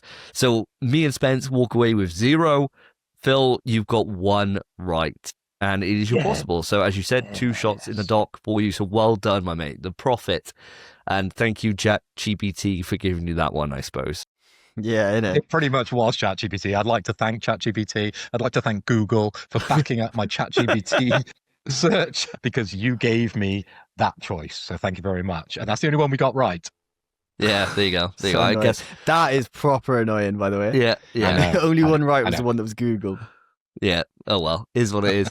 So from that, we shall then move it into our Shag, Marry, and Kill list. So as always, we pick one game each to go through. We can't repeat choices, so it does mean that things get a little bit tougher on the third person up, and the third person up is always myself, unfortunately.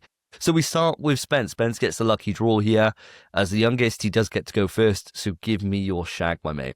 All right, well, this one's going to be quite an easy one, I think, and I've already played it. My Shag is the Clear Obscure expansion, the free DLC drop. You might think it'd be my Marry, but I've not played it enough to know how large it is. Okay. I've only played it a bit, and it seems quite large. It's quite in depth, and it's really good. But it's not a game, So that's why it's not making my Marry. But I immediately updated the game. The game's been installed the whole time. I've never deleted it, and I never will, I don't think. But very, very excited for it and shagging the hell out of it. Hell yeah, mate. Hell yeah. Well, I'm glad you picked that. I didn't have that in my list for my Shags because there was just so many choices from other games that were announced. So I'm glad to see that gone, and a great choice. It was lovely that they went up, and I've never seen that before, where somebody goes up to accept their Game of the Year award, and they'd be like, "Oh, by the way, we've updated the game right now for you." Yeah, like I've never seen that. It's just a thank you for loving the game. Yeah, and especially as they've been up for fucking 8 awards before that. So you would have thought maybe they'd do it on the first one to be like, right, we've got to get this out there. They knew. But the confidence to know that, we're going to probably end up winning this, and then to go up and then release that on the final thing just before they get off stage. Be like, oh, yeah, by the way, your game's updated for you. Cheers. Do you think, right, they were going to talk about it earlier, right? But they started texting each other around and they thought, we're winning. We're winning every single one here. Hold on. We're going to win the big one and announce it then. Because it could have flopped. What happened if Kojima did win the big one at the end? And they were like, great, now we can't talk about the new DLC. Yeah, it's just a news post after. I'll tell you, there's no way. I think what we said was, don't they get 2 seats? And that's it? Yeah. Yes. Did you see how many Clear Obscure people were there? Yeah, they brought everyone along. They bought all the seats. Were they not just French people? Nah, this is French studio, isn't it? But they said, "Oh, we've brought our entire team out," which is really cool. It must have cost them a fucking fortune to do that. And they think, yeah, fuck it, the whole team's coming, which is nice. Yeah, and for them all to be able to bask in that and just have that sea of berets and baguettes is just class. So really well done to them, really well done. But moving over to yourself then, Mr. Hoy, what are you bringing up for your Shag? Okay, my Shag, and I don't think you guys would have predicted this one, actually, because I'm going to go for a fighting game. So I'm trying to fill the gap before we get Marvel Tokon by planting a little seed here. And my Shag is going to be 2KXO being at the Game Awards, okay? And within the trailer, we got a new character release, and this character is Caitlyn, okay? So it's, again, another Arcane character, and straight on the Twitter, they were like, yeah, we're done with Arcane characters after this. We're going to be releasing some of the other roster of League of Legends because that roster is absolutely humongous. But 2KXO has gone under some serious development lately, and there has been character after character after character. We were talking about Timu a couple of weeks back, and then Warwick was in there, Blitzcrank. There are so many characters to have a go with. I haven't been back in the game since the original alpha, I believe, when I got access to it. So I think, boys, Thursday night we need to play some 2KXO, and you're invited around mine. Let's do some locals. Hell yeah, mate. Well, yeah, this is something that I am really interested in playing. So it comes out onto us for consoles towards the end of January, and I think I've got it actually in for something I was going to include for the news. Yeah, it's January 2026 that is coming through. And that would be my time to jump in. So I'll definitely give it a go. It's free to play, so I've got no reason not to try it. And I've heard mixed things. I've heard some people really vibe with it and some people aren't. But I want to make my own mind up. and as we got potentially a long time to wait for Tokon, why the fuck not? I got nothing to lose. I'm not really playing a fighting game at the moment. You dip into Street Fighter every now and again, but certainly not taking it seriously. So yeah, I'm well up for that, for trying it with you. And hey, it will wet our whistle before then we get into Tokon later in the year. They sure will. Spencer, you join us on our little 2KXO journey? Of course I am, mate. I haven't played it since the Alpha Lab as well, that released on PS5 ages ago. But I very much enjoyed it when I played it. And it's a shame we have to wait till the end of Jan. But really, that'll fly by. And it'll be here before we know it. And I will happily play it with you boys. And it'll be nice for us all to jump into something that none of us are already good at or anything. We'll all just be equal footing and have a bit of fun. And I like League. So the characters, I'm there. Warwick, my goat. Oh, are we going to be equal footing on this game? I know what you boys are like. As soon as I say I want to play a fighting game, that is the signal for you guys to start practicing. Well, yeah, I mean, the thing is, mate, you got to put time in, don't you? And if it vibes and we get into it, then I imagine we'll put some time aside and play it. The only thing is that there's quite a few games on my list that I want to play at the moment. So I don't think I can dedicate that much time. But if it really does grab me, then everything else gets kind of thrown out the window, because there's nothing better than learning a fighting game that you're really enjoying. But I'll have to play it myself, and at this stage, I haven't touched it. So don't know. Wait and see. But that first time I was playing it will be fun, because we'll all just be learning it on equal level, equal playing field, right? So that'll all be fun. And so for myself, for my Shag here, I got loads of choices here. Actually, I got 5 different games I've put here into my potential Shags, and none of them have been taken so far. So I got a really tough choice for what I want to go through. And so you're a bit of a slag, mate, I know, mate, I want to shag them all. And everything. I'm going to go for the one that really spoke to me. I don't know why it spoke to me, and that's Gang of Dragon. This trailer looked fucking sick, and I have no doubt that the game is going to look nowhere near as good as that initial trailer did. But the combat in it looked crazy. It looked like it looks like a spiritual Yakuza game. I never played any of the Yakuza games before, but this having like a fresh kind of start that isn't Yakuza seems like a great like kind of jumping on point for someone like myself. And what they did show was really fucking impressive. Like visually speaking, it looked great, and I like the atmosphere that was shown, where he's just sitting at the bar, and he's a fucking big dude, this guy, isn't he? Like from Eternal's fame and Train to Busan. He's a big guy, especially for like an Asian lad, and he just looked like he'd dish out some damage. So when those people were coming in and starting shit with him, I was thinking, I wouldn't want to fucking start on this guy, and he just wiped the floor with them, and I was like, yeah. Do you know, I'm fucking vibing with this. Like, it just looked really fucking cool. So this is the one that's going into my Shag. This is something I'm going to keep an eye on. And I will definitely... I'm interested, which is something that I've never done or been interested in the Yakuza series or any of those games before. Am I alone on this one, guys? Did this trailer kind of speak to you when you watched this through? I think it'd be pretty anticlimactic if they pointed the gun at the guy's head and then just killed him, because he was definitely giving off that main character energy, wasn't he, when he was sat at the bar? Because as you said, he was a huge guy for an Asian lad, and he was just sat there and you knew shit was about to get down. And just like you, Davey, I was wrapped into this trailer. I'd never really played any of these sort of games before. But hey, let's see where this one goes. And it's definitely something to keep an eye on for the future. I'll tell you what, I gotta echo those words. I've never played a Yakuza game, but like you said, Davey, this seems like the jumping on point, because I've never dove into Yakuza, mostly because I think I would enjoy them. It's just a bit daunting, there's too many. Yeah. So even though I don't think they do follow on from each other, or at least not all of them anyway, I never wanted to, but this looked great. And I completely agree with you, the game will not look this good when it comes out. I'd be very surprised, but it looked awesome. And that big bloke, it looked like a lot of fun. I'm about it, man. I'm about it. But it is like you boys are saying, it's not a definite. No. It's wait and see. And I completely agree with both of you on that.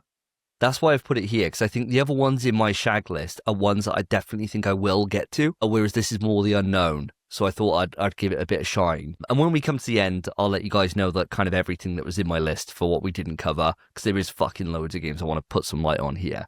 But let's move it on to the big one, our marries. Spence, back over to you, my mate. Do you know what?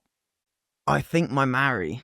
This is hard, because like you said, there are actually a lot of great games. There's a lot of choices here. There's a lot. I feel like I'm going to not agree with myself when I listen back, if I listen back. But I think my Mario, I'm going to go with Legacy of the Dark Knight, Lego Batman. Oh, hell yeah. God. Yeah, this is in my list for the Mary, yeah. Hell yeah, this game looks so sick, man. It does, And bro. I'm not a Lego fan. I'm really not. I don't own any Legos. I don't play the games. And the last one I played, I deleted immediately because it pissed me off. But this one just looks great, man. It looks does. so good. And I love Batman. I love the Dark Knight trilogy. Brilliant. I want it. I want it now. And I'd prefer it if it wasn't Lego. But the Lego doesn't take away enough. So I'm happy. I'm fine with it being Lego. So this is my Mary for sure. Everything we see about this game just gets me more and more pumped for it. Yeah. It really does. Like, you know, that initial trailer that they showed back at like Summer Game Fest or whatever was like, okay, it's like Arkham, right? And then this one was definitely more like giving the Lego vibes for that, but still seeing like so many scenes kind of recreated from like the Dark Knight or from kind of anything else, and having like that humor that they do so well over Traveler's Tales kind of woven into it. I'm fucking putting my money down for this 100%. This is a day one for me. Like 100% it is. Definitely deserves to be in the Mary list, mate. Glad you mentioned it. I can tick it off. That's one thing off my Mary list now. I can try and narrow this down a little bit more because it's fucking crazy, this list. But Phil, what are your thoughts on Lego Batman? Do I have to do the Hideo Kojima walk away again? No, you do. Because listeners to the show, they already know I am not a fan of Lego games. And Spencer, you've already remarked that this game would be a lot better if it wasn't Lego. Because what does everybody want? Everybody wants the next installment or the next version or the next remake of Arkham, don't they? But what are they getting? They're getting a baby's Lego game. And you're going to play it, you're going to half enjoy it and talk it up. But it isn't going to be what you really want. So yeah, this one I'm just not even going to be bothered with. I'm going to wait until we get the next Arkham game, the real next Arkham game. Wow. I hate Might that. be waiting a while. Might be. I think the last one was in VR. So I think you're waiting a long bit of time. And they're being sold off at the moment, aren't they? All of Warner Bros. Stuff. So it's all fuck knows if they're even going to have, who's going to have the license is totally up in the air. But no, fair enough, mate. We're all entitled to our opinions. And I suppose this is where we get to your opinion for you, Mary. What are you bringing to the table? My Mary. So there is this one girl that I've been looking at for quite a while. And I know me and yourself, Davey, we've put in the pre-order for this girl because we are so into her. We've bought the ring ready. We're down on one knee and we're waiting now I think till February. We've got to wait till we actually get our hands on her. But I'm going to go for the big one, guys. I'm going to go for Resident Evil. Wow. Yeah, man. Wow. So- I'm surprised. Why are you surprised? This was the biggest kind of reveal of the whole show for me. And did it hit? We'll talk about that later. But the reveal itself, wow. It was a hell of a trailer. And we got to see Leon. That was the big deal with this trailer, okay? So it's very clear now from that last trailer that we're getting a mix of Resident Evil 4 with Leon and with 7 as the more horror vibes with Grace. And we got a little bit more insight into the main protagonist within the game, Victor Gideon, and kind of what's happening where he's sort of chasing Grace around that sort of mansion or hospital to do something with Elpis, you sort of mentioned. But I'm just trying to piece it together from watching that trailer. But I've watched it a few times, and every time it gets better. There's more details within that than you think on your first show. So I urge you guys to go back on that one. But, you know, am I happy that it's Leon? Probably not. I kind of wish it wasn't Leon. I kind of wish that we had all that build-up, we had all that anticipation, we had all the predictions, and everyone thought, that's obviously going to be Leon. And then who steps out of the car? Yeah, it's Leon, innit? It just kind of let me down a little bit. You know? Yeah. I think this is one I definitely want to park going too deep into because I think this is like another business because I created spoilers. I created another separate list for myself, which is under a category of worried, and I've got RE9 within that list. So wow. I want to park this if you don't mind, and, Sure. and we'll pick this up at the end. Is that okay? Is that all right? You're all right leaving that for the moment, let's talk about the trailer in general then, and you can talk about your feelings a little bit later. But how did you think the trailer hit? Because I think the trailer was really, really solid. I thought it was really good, yeah. And just like you were saying, I watched it again earlier today because I was like, right, do I remember this rightly? Am I feeling this kind of just on this? And I watched it back. And I think there are a lot of bits shown, and you can tell there's parts that are probably from quite late in the game, especially as the fact that Grace has like a big bandage on her chest and all like blood through it. So she's obviously been through something pretty traumatic that's hurt her or whatever. So I imagine that some of the scenes are showing from quite deep into the actual experience itself. But it did what a trailer needs to do in terms of like spark that kind of intrigue into what's going on and show a little bit more about this guy that we've seen so much before, you know, this guy with a fucking visor on. And Victor now we got his Gideon. name, we got like this Elpis thing, as you were saying. We got all these different seeds that I'm looking forward to diving into the experience and seeing how it all kind of connects to each other. I kind of feel the same way as you guys, that like the Leon stuff, it's been like such an open secret, and it's such a shame. Because otherwise, if it was never, say there wasn't the rumors going around about it being Leon and stuff, then I think it probably would have hit a bit different. But because it was just exactly what's been so heavily rumored, that it was like, oh, okay, it's cool to get the confirmation. And I mean, Leon looks great, right? The guy must be taking some kind of like Nivea anti-age line. I think it's just the messaging that's come out since the trailer. Yeah, I did. This would have been one of my other potential marries as well, I will say, because this was the most excited I've been for a Resident Evil game ever. The excitement has kind of gone down a bit because I want the horror aspect, but it was still a fantastic trailer. I was happy to see Leon, but like you said, it wasn't like, oh my god, Leon. It was, oh, there he is, because we knew. Well, everyone knew he was coming, and it is just a shame that got leaked in so many different ways. We've known he was coming for ages, and it is a shame. But he looks great. He looks, for what, I think he's 51. He looks fantastic. Good for him. And, you know, I'm sure I don't know why he's still working. He was working for the president for years. He's got to be money now. He should just, what's he doing? But I did like the trailer. It didn't raise my expectations, though. We'll park that. Yeah. We'll park that. We'll pick that up in a little Pull bit. up the handbrake. We will.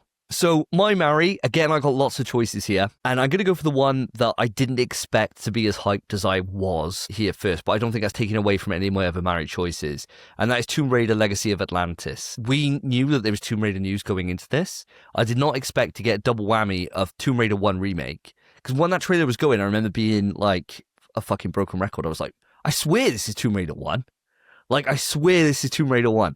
And then right at the end when it confirms this is a full remake of Tomb Raider 1, I was like, fucking perfect. Like, seeing the dinosaurs there, seeing the dual pistols, I really liked, like, they were showing how athletic she is, especially when she was, like, dodging traps. There was, like, this bit that was kind of like Mario's triple jump, almost, where she, like, cartwheels over one thing, does a front flip over another, and then does, like, a kind of, like, handstand, like sexy handstand get up, and I was like, Jesus Christ. And Lara, fucking hell, she is something else, man. I mean, she's always been sexy as hell, but they've just like doubled down into it. She's got all her assets back, if you boys know what I'm talking about. And I am all for this. I think it looked really, really cool, graphically looked amazing, and to know that it's coming out in 2026 is proper wet my whistle. And if it gets me back in to Tomb Raider as a franchise, which is something that I really enjoyed the first one of the remake trilogy that they did.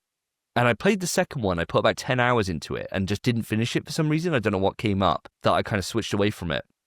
And I never played the third one from that trilogy, even though I do own them all. So if this gets you back in, then I know that I've only got another year to wait for the brand new installment. So I thought it was a fantastic trailer, and it got me really hyped. And I think like seeing, there was a bit where she jumped and she had like a whip, like a lasso that she like used to traverse something. And I was like, Jesus, this gives me so many Uncharted vibes. And it's weird to say that because Tomb Raider wouldn't, Uncharted wouldn't exist without Tomb Raider.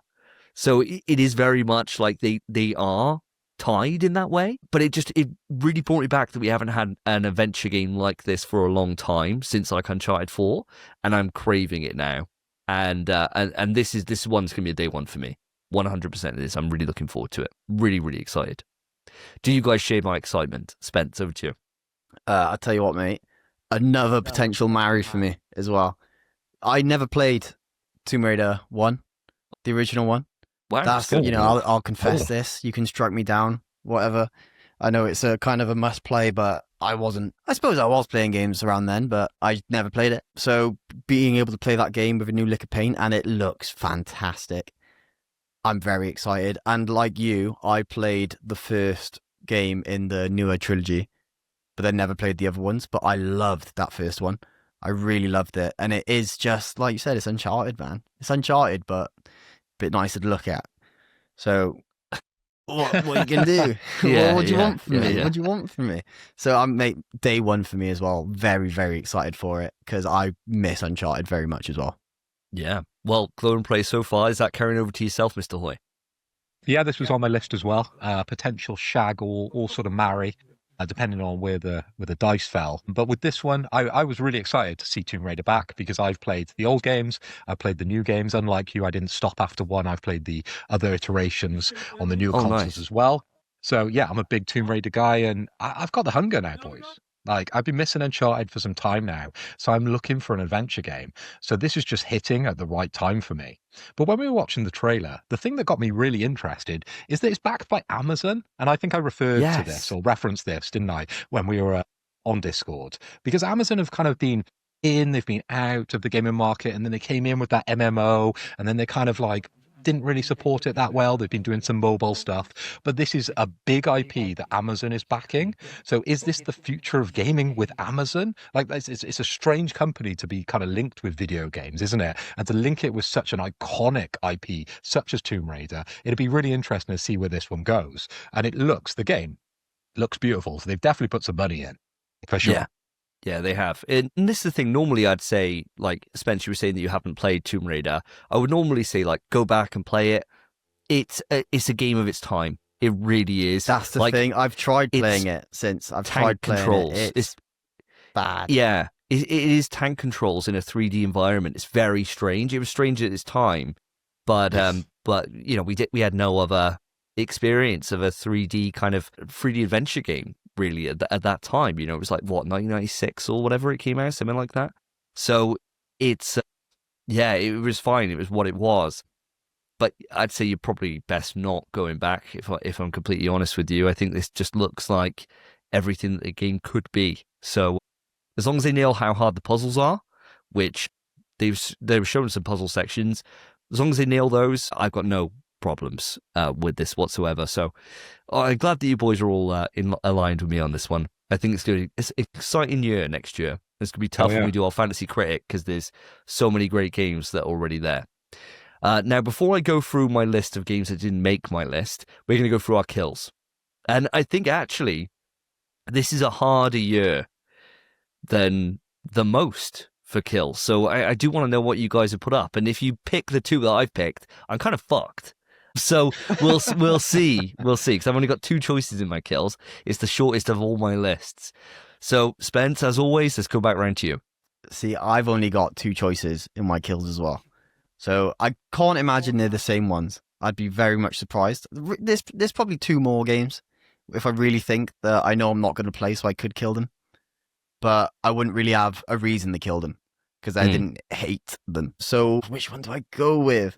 I think the one I'm going to go with is, and the issue is, I'll explain myself now. Okay. Control Resident. Whoa, what the fuck? Really? Wow. Yeah. And this is what I mean. I'll explain myself now. The trailer looked great. It looked fantastic. But I just did not get on with Control 1 at all. I really didn't enjoy it. And I'm sure from seeing Control Resident, the first Control must go batshit insane, whatever happens in it, because this looked nuts and it looked great. But I'm probably going to have to play Control 1 to play it. And I just don't want to. So I just kind of have to kill it. I have to get it gone so I don't know about it because it looked really good. And that's annoying. But I can't play it. I don't think you need to have played Control 1. Like, I finished Control 1, got the platinum for it. I couldn't tell you what happens in that game. Couldn't tell you. I didn't care. The gameplay was the thing that grabbed me. The story I didn't really give two shits about. It was just the telekinetic powers and flying around and shooting stuff and throwing stuff at people. That's what I really enjoyed. I didn't really like any of the other stuff. And even the references to like Alan Wake that were scattered throughout and stuff. I was like, oh, this is all right, it's fine.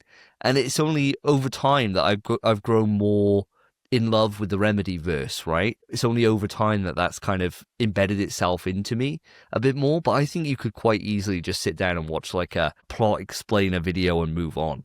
I think that's all you need, really, honestly, because it felt convoluted as hell when I was playing it, and not in a good way. But I know I'm in the minority because a lot of people seem to really vibe with the story. I didn't. I thought it was very pompous and up its own arse. But hey, that's just me. I know I'm in the minority with that one. But what do you think, Phil? Well, I'm in exactly the same boat as Spencer because I've never played Control 1. So I would feel the same as Spencer, that I would need to play the first game to be able to sort of now jump in at Control 2.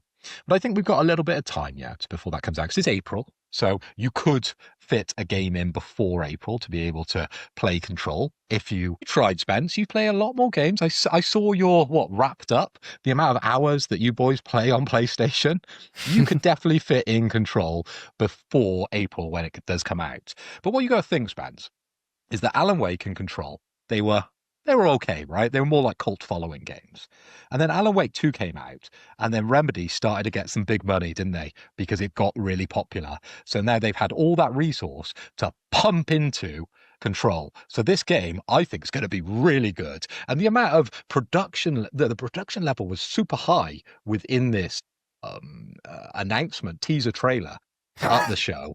So if they're putting that much effort into kind of showing off and announcing this trailer, just imagine how great the game is going to be. And the snippets we did get within that sort of highlight teaser trailer, crazy, man. I think this game's going to be good. I really do. Yeah, Disagree with you on this one. I agree. I think it is going to be really, really good. And it is a different protagonist. So that kind of goes in your favor. So it's kind of like the Ghost of Yotei argument. You know, I don't know how much it's going to follow in the footsteps of Control 1. I don't know. And obviously, from playing through Alan Wake 2, if you finish that, there's a lot of Control that are based in that. So you get the FPC, the same organization that Control's all about. So I think from that, as long as you play through Alan Wake 2, you're probably on the right level to dive into Control 2. But who the fuck? I don't know. Yeah, who knows? I really don't know. I'll say I do agree with you boys. I think the game's gonna be fantastic, but I just got a sour taste for Control. That's all it is. That's why I said I got to explain myself, because I knew I was going to get, whoa, what? But it does look brilliant. Well, you've done me a massive favor, because it means that no matter what Phil picks, I've got a backup here. So, Phil, what is your kill? I don't think you're going to kill what I'm going to kill, because I think this one's going to be a surprise to everybody. Oh, God. I'm going to kill the ending of the show. Can I do that? The announcement of Megaman Dual Override. I'm going to kill that, right? What? It's not That wasn't the ending. That wasn't the ending, though. The ending was High Guard, wasn't it? Yeah, we had High Guard, but it was the build-up to this. This part of the show that I want to kill, okay? So okay. The build-up to Megaman Dual Override, right? That was towards the end of the show, okay? Not the exact ending. Fair enough. If you want to pull me up on that one. But I want to kill this teaser trailer that we got for Mega Man, but I want to kill the lead up to it, because if you go back, right, and I've been sent meme after meme after meme on this one, the way Jeff sells this, it was meant to be Half-Life 3, wasn't it? Come on. Like the way he sells it, he stands there and builds it up as a generational game. It's something people have been looking forward to for years. There's been so much development. There's going to be X, Y, and Z come in soon, and then it drops. And it's Mega Man. It's Mega Man. Come on, it's not Half-Life. We all wanted Half-Life 3. It was the moment to sort of talk about Half-Life 3.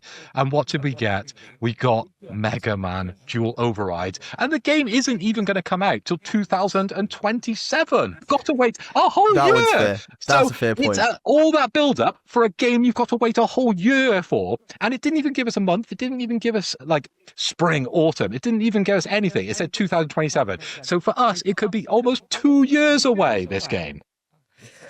That build-up, terrible. Kill it off. It didn't need that much build-up for that game. I have to say, mate, I completely disagree. Other than the release date's a fair point. 2027, you've got me there. That is bloody ages away. I would be more excited for Mega Man than Half-Life 3. You keep saying we all wanted Half-Life 3. Bro, I don't care at this point. It's been years. I really could care less if we get Half-Life 3, but a new Mega Man, if it's as difficult as the early Mega Mans, I am in. I love Mega Man so much. I've beaten Mega Man 2 so many times.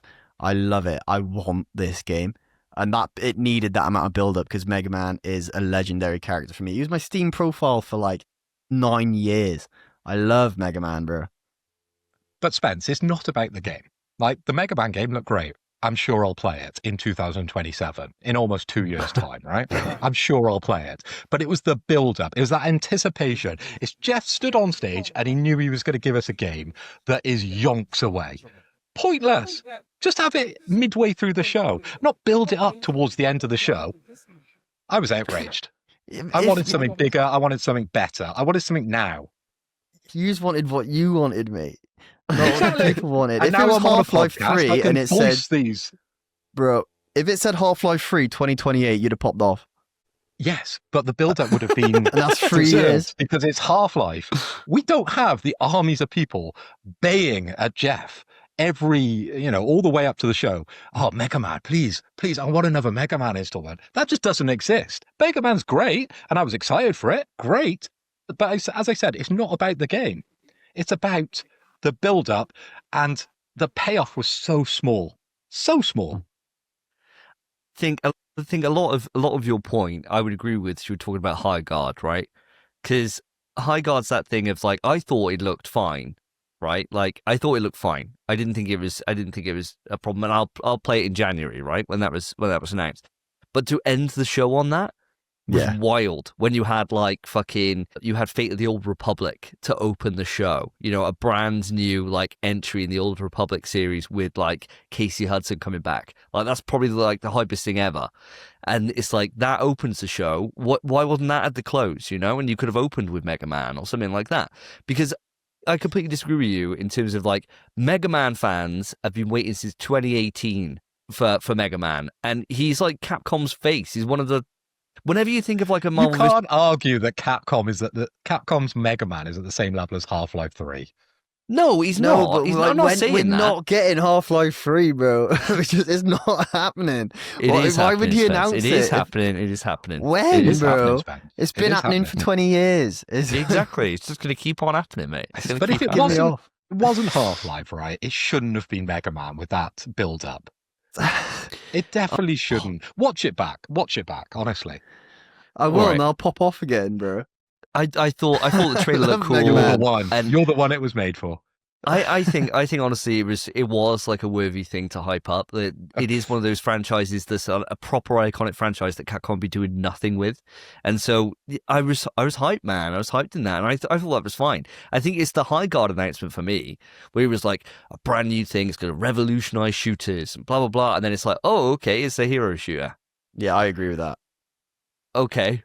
And it's like if that was in the middle of the show, that would have been absolutely fine. I don't think anyone would have cared, and it would have been one of those things that wouldn't have like ignited the internet.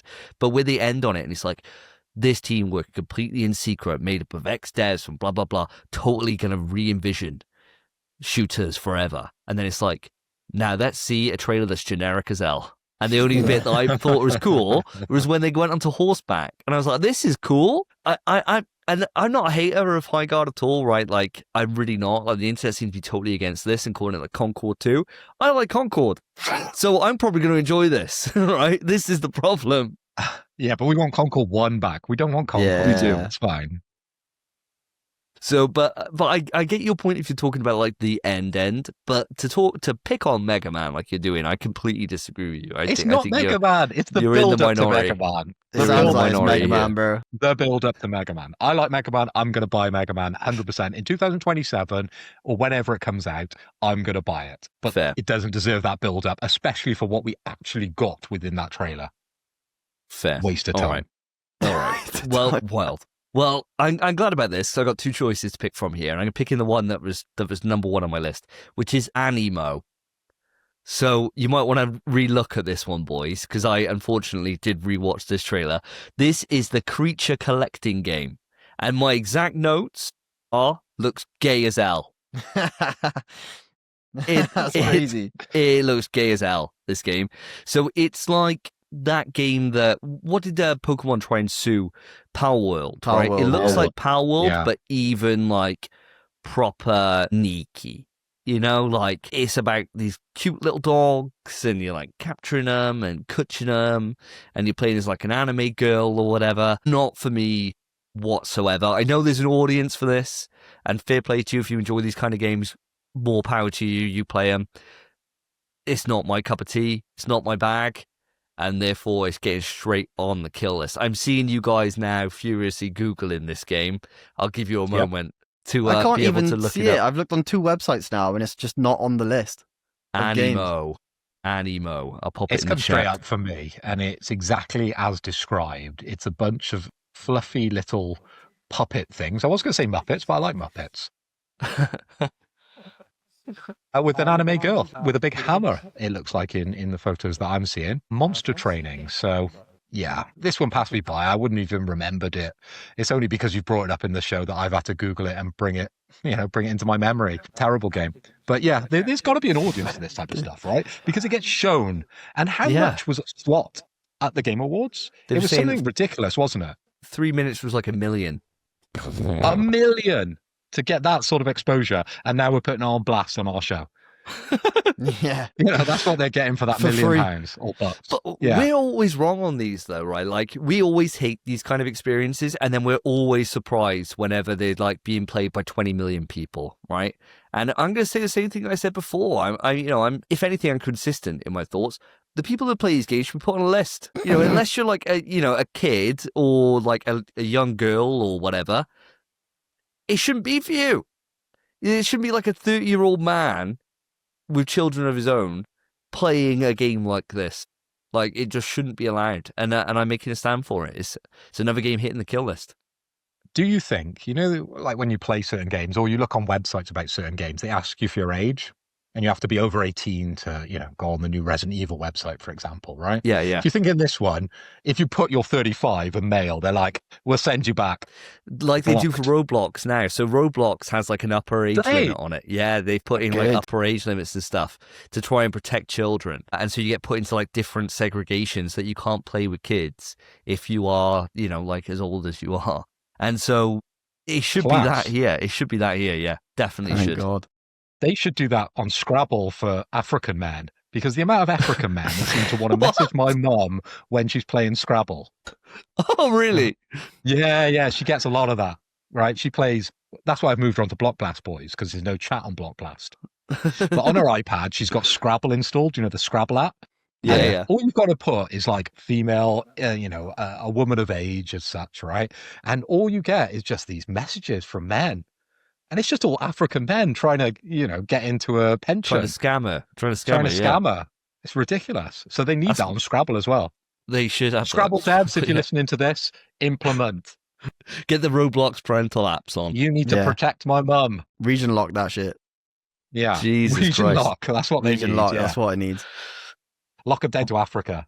Oh, good God. Well, that's something I never expected to hear about on our show, get the Scrabble update. But I do want to give you the list of games that didn't make it into my lists, right?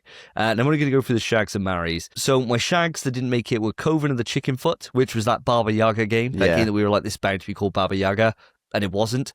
I thought that looked really interesting. I thought it looked really, really cool. That the Free Shepherd, which is that shepherd dog, and Herding all the Sheep. I thought that looked cool. Bradley the Badger got into my Shag. Yeah, I thought that looked great. Yeah, I thought it looked really good. And it's one of those things that I rewatched the trailer for that today, and I was like, Jesus Christ, there is a lot here in terms of like gameplay variety and different things they're showing, and the different worlds that are based on video games. I had odes to like The Last of Us in there. They had odes to, I can't remember now. Cyberpunk, and a couple of others as well. And then Ontos, which is that like kind of one that looked like Bioshock, that we were all saying looked like Bioshock at the time. Yeah, I thought that was quite interesting. And then my marries were Saros, Phantom Blade Zero, and Fate of the Old Republic. But I didn't want to go for Fate of the Old Republic because it's so far away. Like rumors have been going 2030. Some people say it's a PlayStation 7 game. The director's come out and said it's going to be before 2030, but I can't expect that anytime soon. And Phantom Blade Zero and Saros didn't get the mentions this time because they are definite day ones that I've spoken about on the show at length before. So I thought I'd put some fresh eyes on something here, but all very, very good showings. So with that, we shall now move it into a new category, which is worried. Sorry, Phil, go on. Well, what I was going to say, I got a list as well. Did Spence Go not on, have a please. backup list? Because I've I've got a got a couple few, on I've my got a backup few. list, which we've given zero shine to. It might come Oh, up in go the for it. worried section, but I wanted to give some shine. I know we talked a little bit about Pragmata, but that looked very good. Control Resonant, for me, I was very excited about that one. The Street Fighter movie. Now, That's what I I think was that gonna was the say. one that Yes. got the most chat during that trailer coming up. And what the hell were they saying on stage? I'm sure, Spence, you probably want to talk about that one a little later on. Tomb Raider, Davey, as you mentioned, very, very interesting. I was hype about the Rust Mobile game. That was very, very cool. The DLC to Diablo, Lord of Hatred, that looked great. I was actually excited about Total Warhammer 40k. I know you guys called me a virgin, but it's a game I'm sure I would enjoy to play. And then Phantom Blade Zero coming out on 9th of September, as you said, Davey. That one looked really, really good as well. And that would be a great. day one for me. Hell yeah. Great list, Phil. Well, the How only about you, other Spence? thing I had on my list was the Street Fighter movie. Because that was sick, man. That trailer's great. I love that. And everyone coming out, fantastic. But I'm sure we will talk about that more in a bit. All right. Well, before we get on to any other business, so I do want to talk about Worried. And I got two games that I put down here, and I'm going to start with the first one before we get into the meat of it. And my first one is Tokon. I think Tokon's lack of being here has me worried now at this point, because we don't know when it's coming out. We know it's not made it into the Evo list for this year, which is kind of understandable because it is June this year, so it is earlier than previous years. So, even if it came out in April, for example, you'd be thinking, it's probably a little bit too close to really feature at Evo. But then saying that, Invincible Versus is coming out in April, and that's there. So, fuck knows what I'm talking about.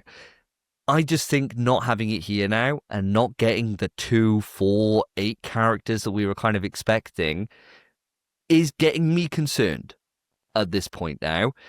I don't know if I'm alone on that thought, but it was something that we were all pretty dead set was going to be here, and Spencer's safe was going to come in.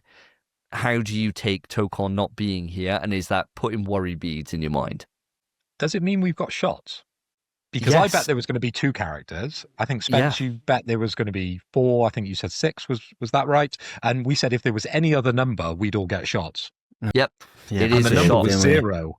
So fair's fair, boys. We all deserve a shot because Marvel Tokon did us dirty at this show. Yep. Completely agree. Technically, is this true? I can't remember if this is even true. I might fully be wrong. I think someone said this and they were wrong.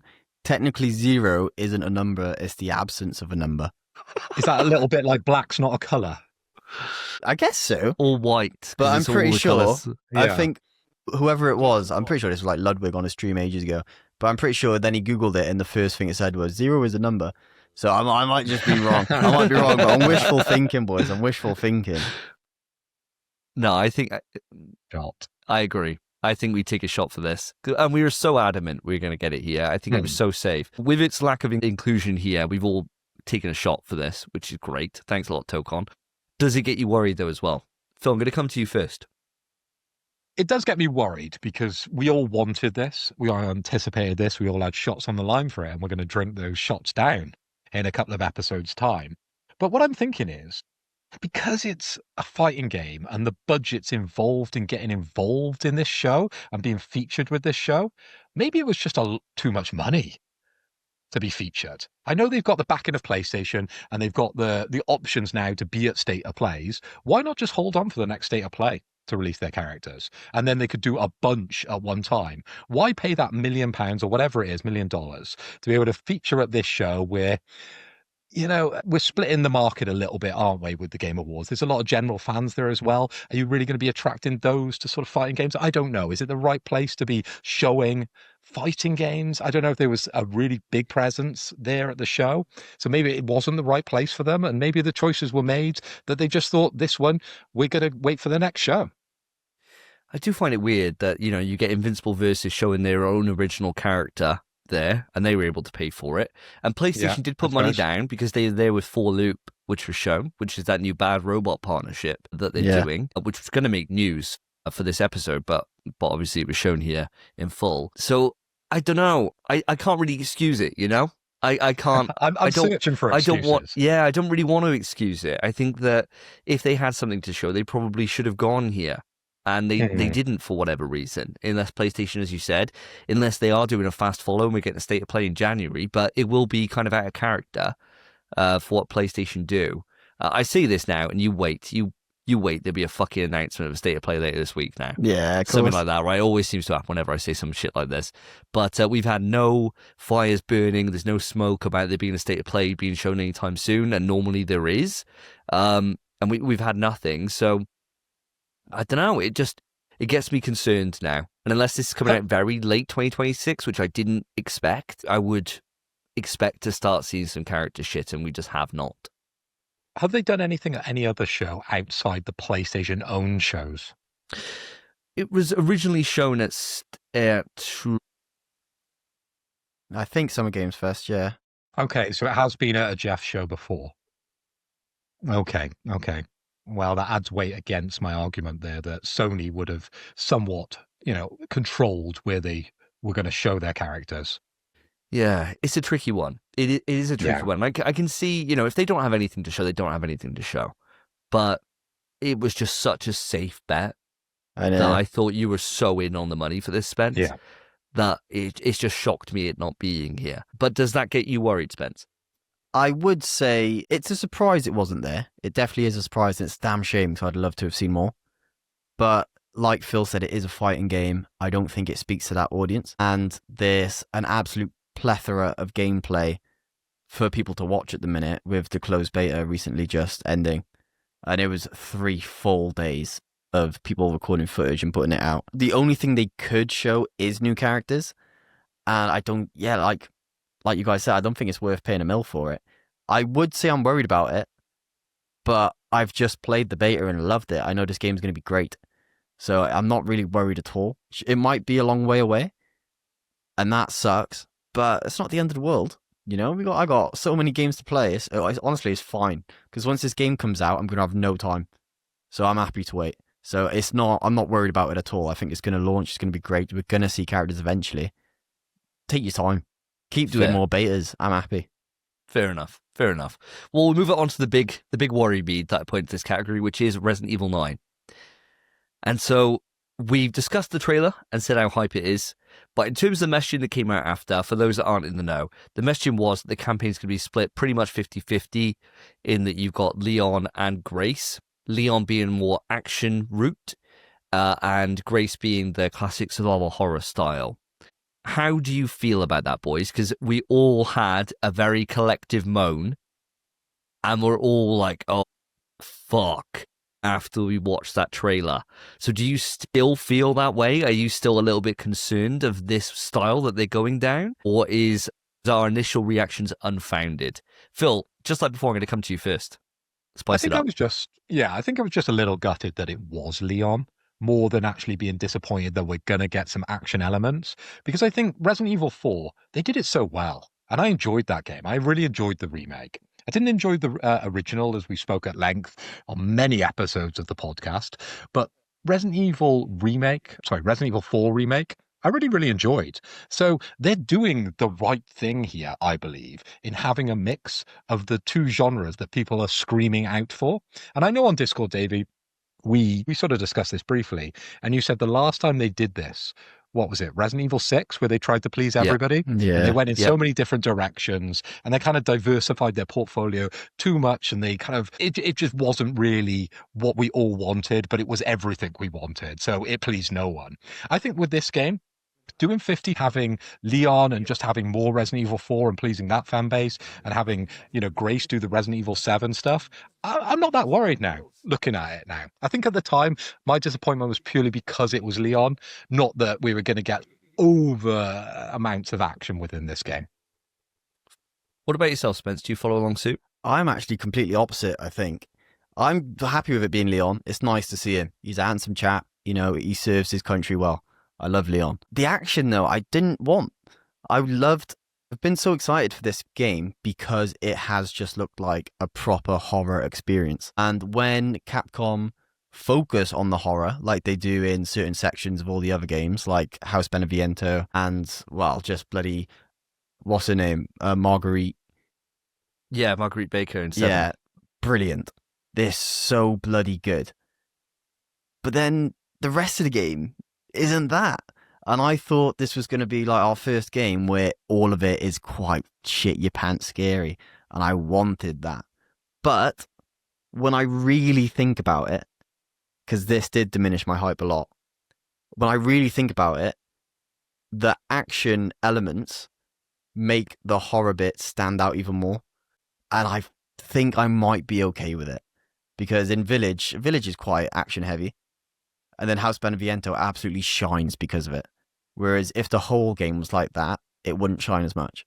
So I'm okay with it. I'd rather it be maybe like 70% Grace, 30% Leon. 50-50 is a bit rough, but I think I'll take it. I think it'll be okay if it's done well. Yeah, I don't know where I am with this. I really don't, because I'm to and fro in, because I watched the trailer back again today, and when it switched over to Leon and he's, doing the karate kicks and he's chainsawing a bloke or whatever, I'm like, like my eyes roll. But then you are quite right, Phil, in that Resident Evil 4 Remake is in my top 3 Resident Evil games. Yes, great. I loved it. I absolutely loved it. I thought it was so good. And the numbers were the first time that it actually worked. And it made me feel like, holy shit, okay, this is a challenge, this. So if they get that balance right, which I think they will, because they did 4 remakes so well, that it could work, and it could work really, really, like, super well. It's just not what I want. Like, I know what you mean. It's just not what I want. Like, 7 out of all the Resident Evils in recent years, 7 is my favorite, right? Like, I really love that old school item box mentality of going back through an area, putting it in the item box, having to look at my supplies, having to watch everything. And I know that for half of the experience, I will not be getting that style of classic Resident Evil. I just know that now.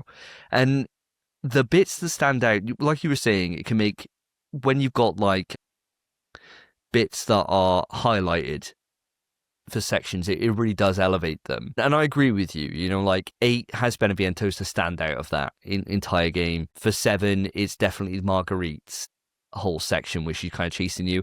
But 7 does that pretty much the entire way through. The start of it's Jack Baker and you've got nothing. So it is very much 7 does it like so well. And it kind of peaks with Marguerite at about the 3/4 mark. And then it goes downhill then. It has a big drop. It has a big drop. Yeah, where it switches to action, yeah. Yeah.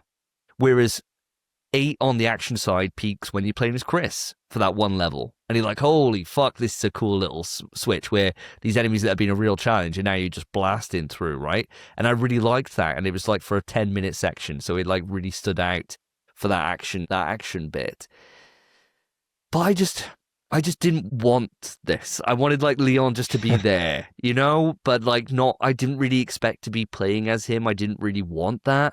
And I think they probably will nail it. And I think I'll probably look back on this and be like, yeah, I was too harsh on this. And I think it does work in kind of bridging something for both fan bases.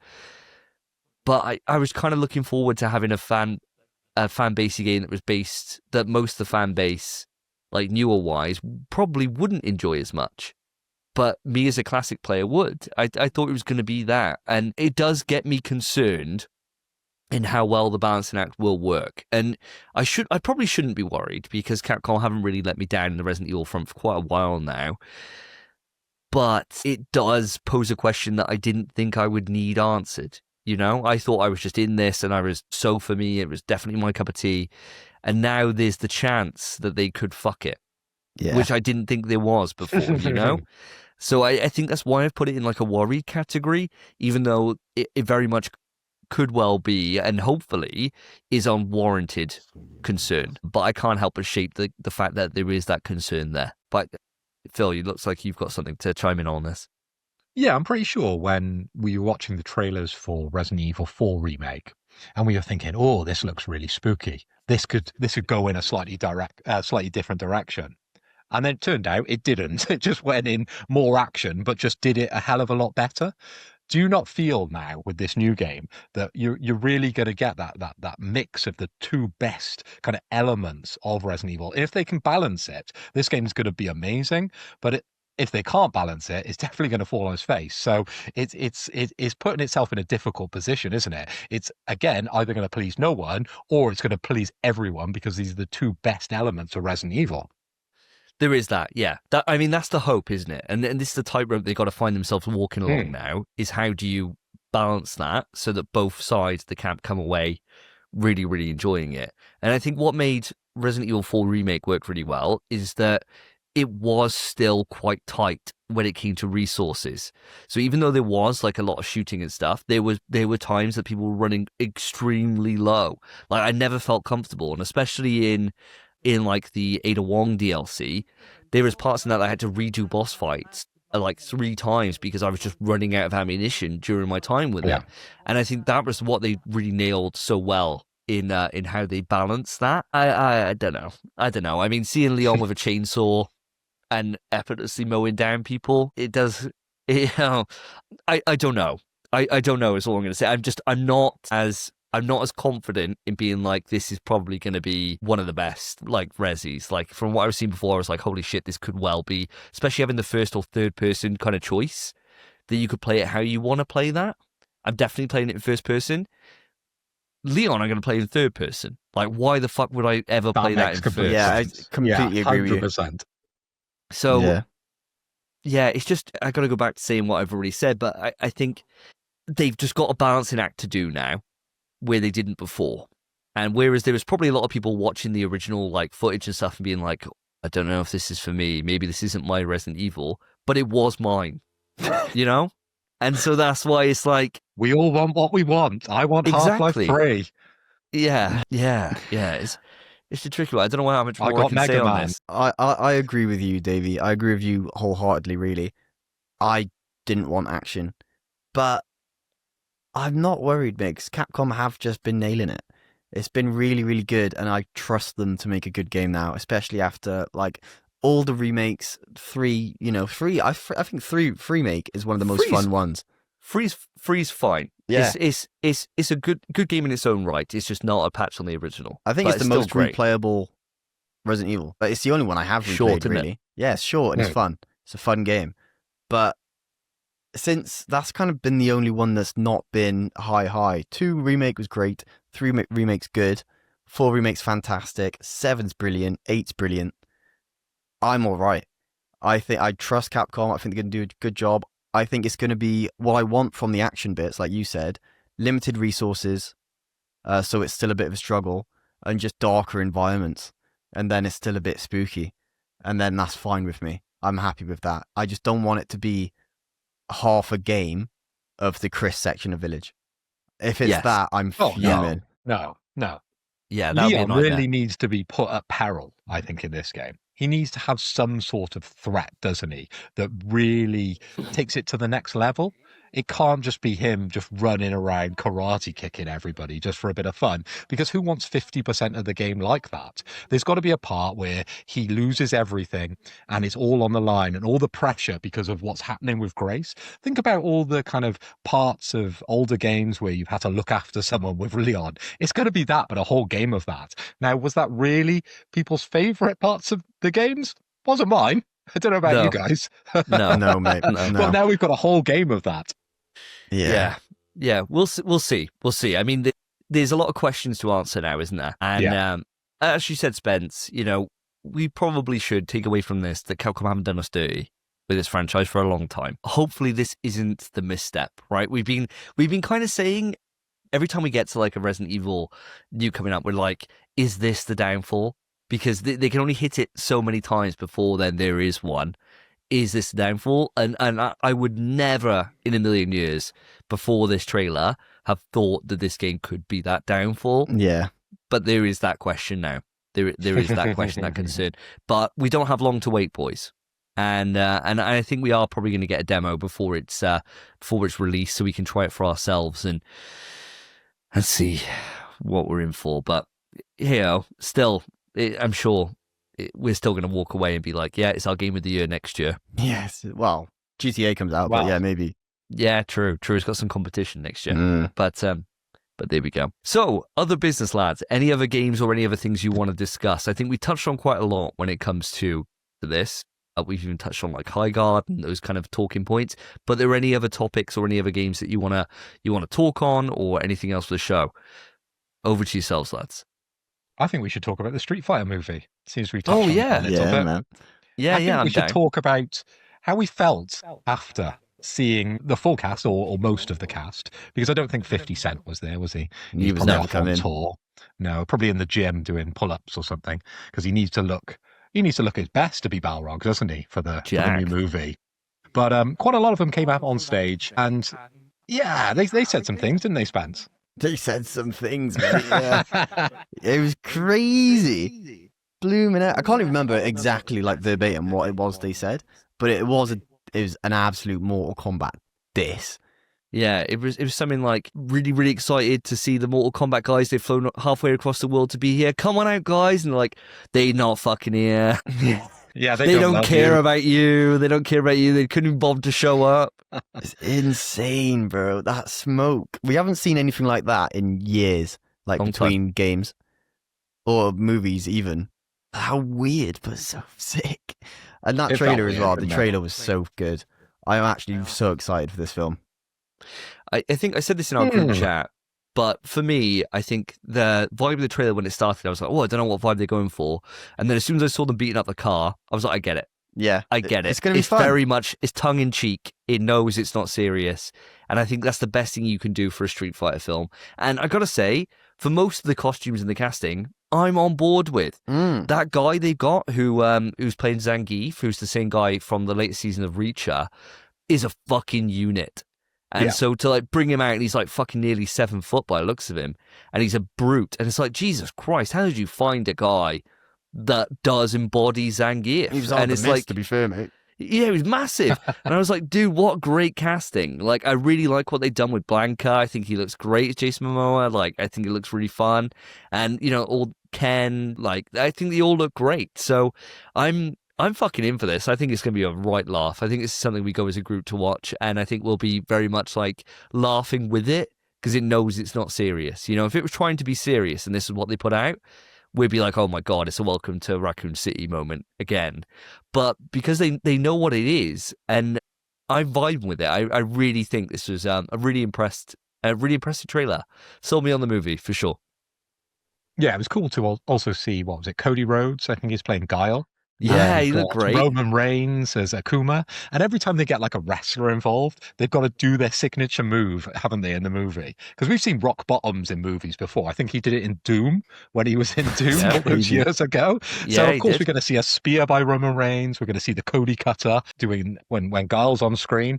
I think they're really going to shine. I'm really excited for this movie. And as you said, it had to be tongue-in-cheek because Street Fighter doesn't have a story. No. Well, Like, what could their story be? it does, but it's very much like it's a back end thing, isn't it? You know, Yeah. some people get well into the lore for Street Fighter, so some people will be fuming. You say there is no lore because there is. There is no law. But it's one of those things that you got to be in it to really care. You know, to like complete with every single character and look at their ending and be like, how do these all tie up and how does this all work? Who actually won the tournament this time?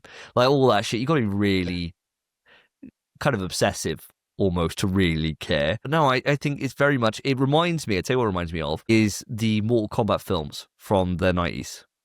That's what it reminds me of, in like the way those movies were very tongue-in-cheek and they did their characters right and everything else was kind of all out there, but it just worked well. And I think from what we're seeing, I think they're onto a winner here with this. Mate, couldn't agree more. I love the vibe. The vibe is brilliant. I think it is going to be such a hilarious film. They've just gone the right way about it. It seems like they've cast everyone purely on looks.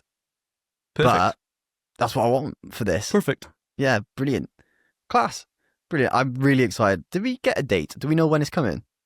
Next year, but I don't think we got an official date yet. Damn shame. I think we definitely go see it together, boys.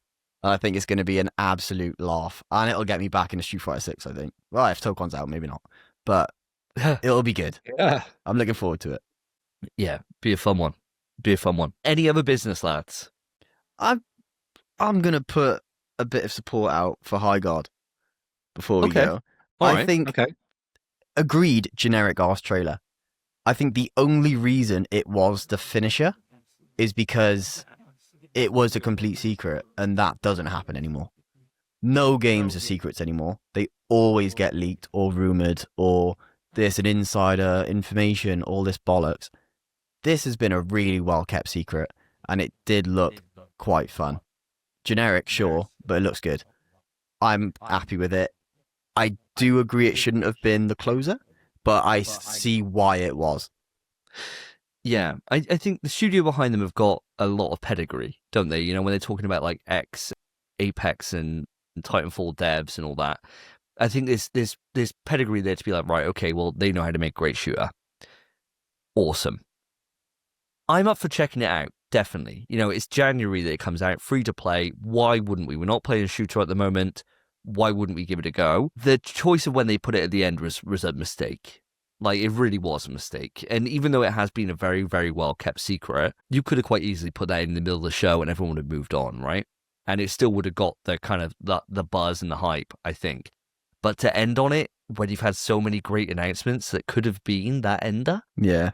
And like Phil was saying, it was a talk up before it. It was like Jeff just gave him a fucking death sentence, basically, you know, to really hype it up and to be like the one more thing is always like the big thing of the show. And for it to be a hero shooter is like, fuck's sake. Yeah. Like totally tone deaf. And I think that's gone against the game. But I don't see why it's getting the amount of hate that it is, because the dislike ratio is nuts on all their socials and stuff. And I really don't see it. I think people are too quick to pass judgment on things like this. And without giving it a go, you know, at least fucking try it. It's out free to play in January. Just dive in. See if it's good then, you know? I don't get this immediate hate that people have, even though I did spend a fair bit of time shouting out Animo. But what about yourself, Mr. Hoy? Are you interested in Highguard? You've got to think why we're even talking about this game. I think if it did appear in the middle of the show, we would have just washed by it. It's only because Jeff gave it the big uns right at the end of the show, and that's normally reserved for something that would wow us, okay? So it could have been the Half-Life moment, couldn't it? Or they could have just moved Megaman a little further back for Spencer because he was overly hyped for that announcement. But what did we get? We got a hero shooter. It's just not what I want personally. I don't think it's what the internet needs currently, because we've got some really good hero shooters and some really good supported hero shooters that are out there currently. So why do we need another one in this overly competitive space? And like, even the horses didn't sell it for me, mate. Like, they looked all right, but it's nothing I'm like, oh my God, I got to jump into this game. I can ride a horse. Oh my God. Nah, there's a horse in this game? There's plenty of games I could ride a horse, right? I know. If that's the thing you're taking away, that you remember that little thing, that little nugget of information from that game that you've taken away, that you can ride a horse, it's not done its job, is it? No, probably not. Probably not. No. I thought, oh, this is just a cool thing as like, instead of a sprint, you know, it's like, now you pull your horse out and you ride it. Cool.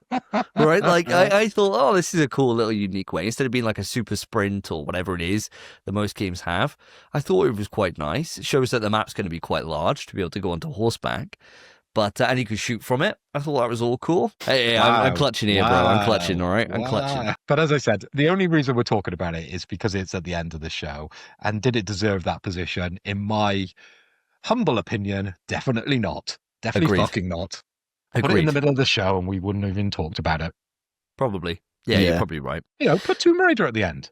That was a great reveal. That was huge. Fucking KOTOR. KOTOR was massive. Yeah. Do that. Like, there were so many other games that could have been here. Fuck, they could have even ended on RE9.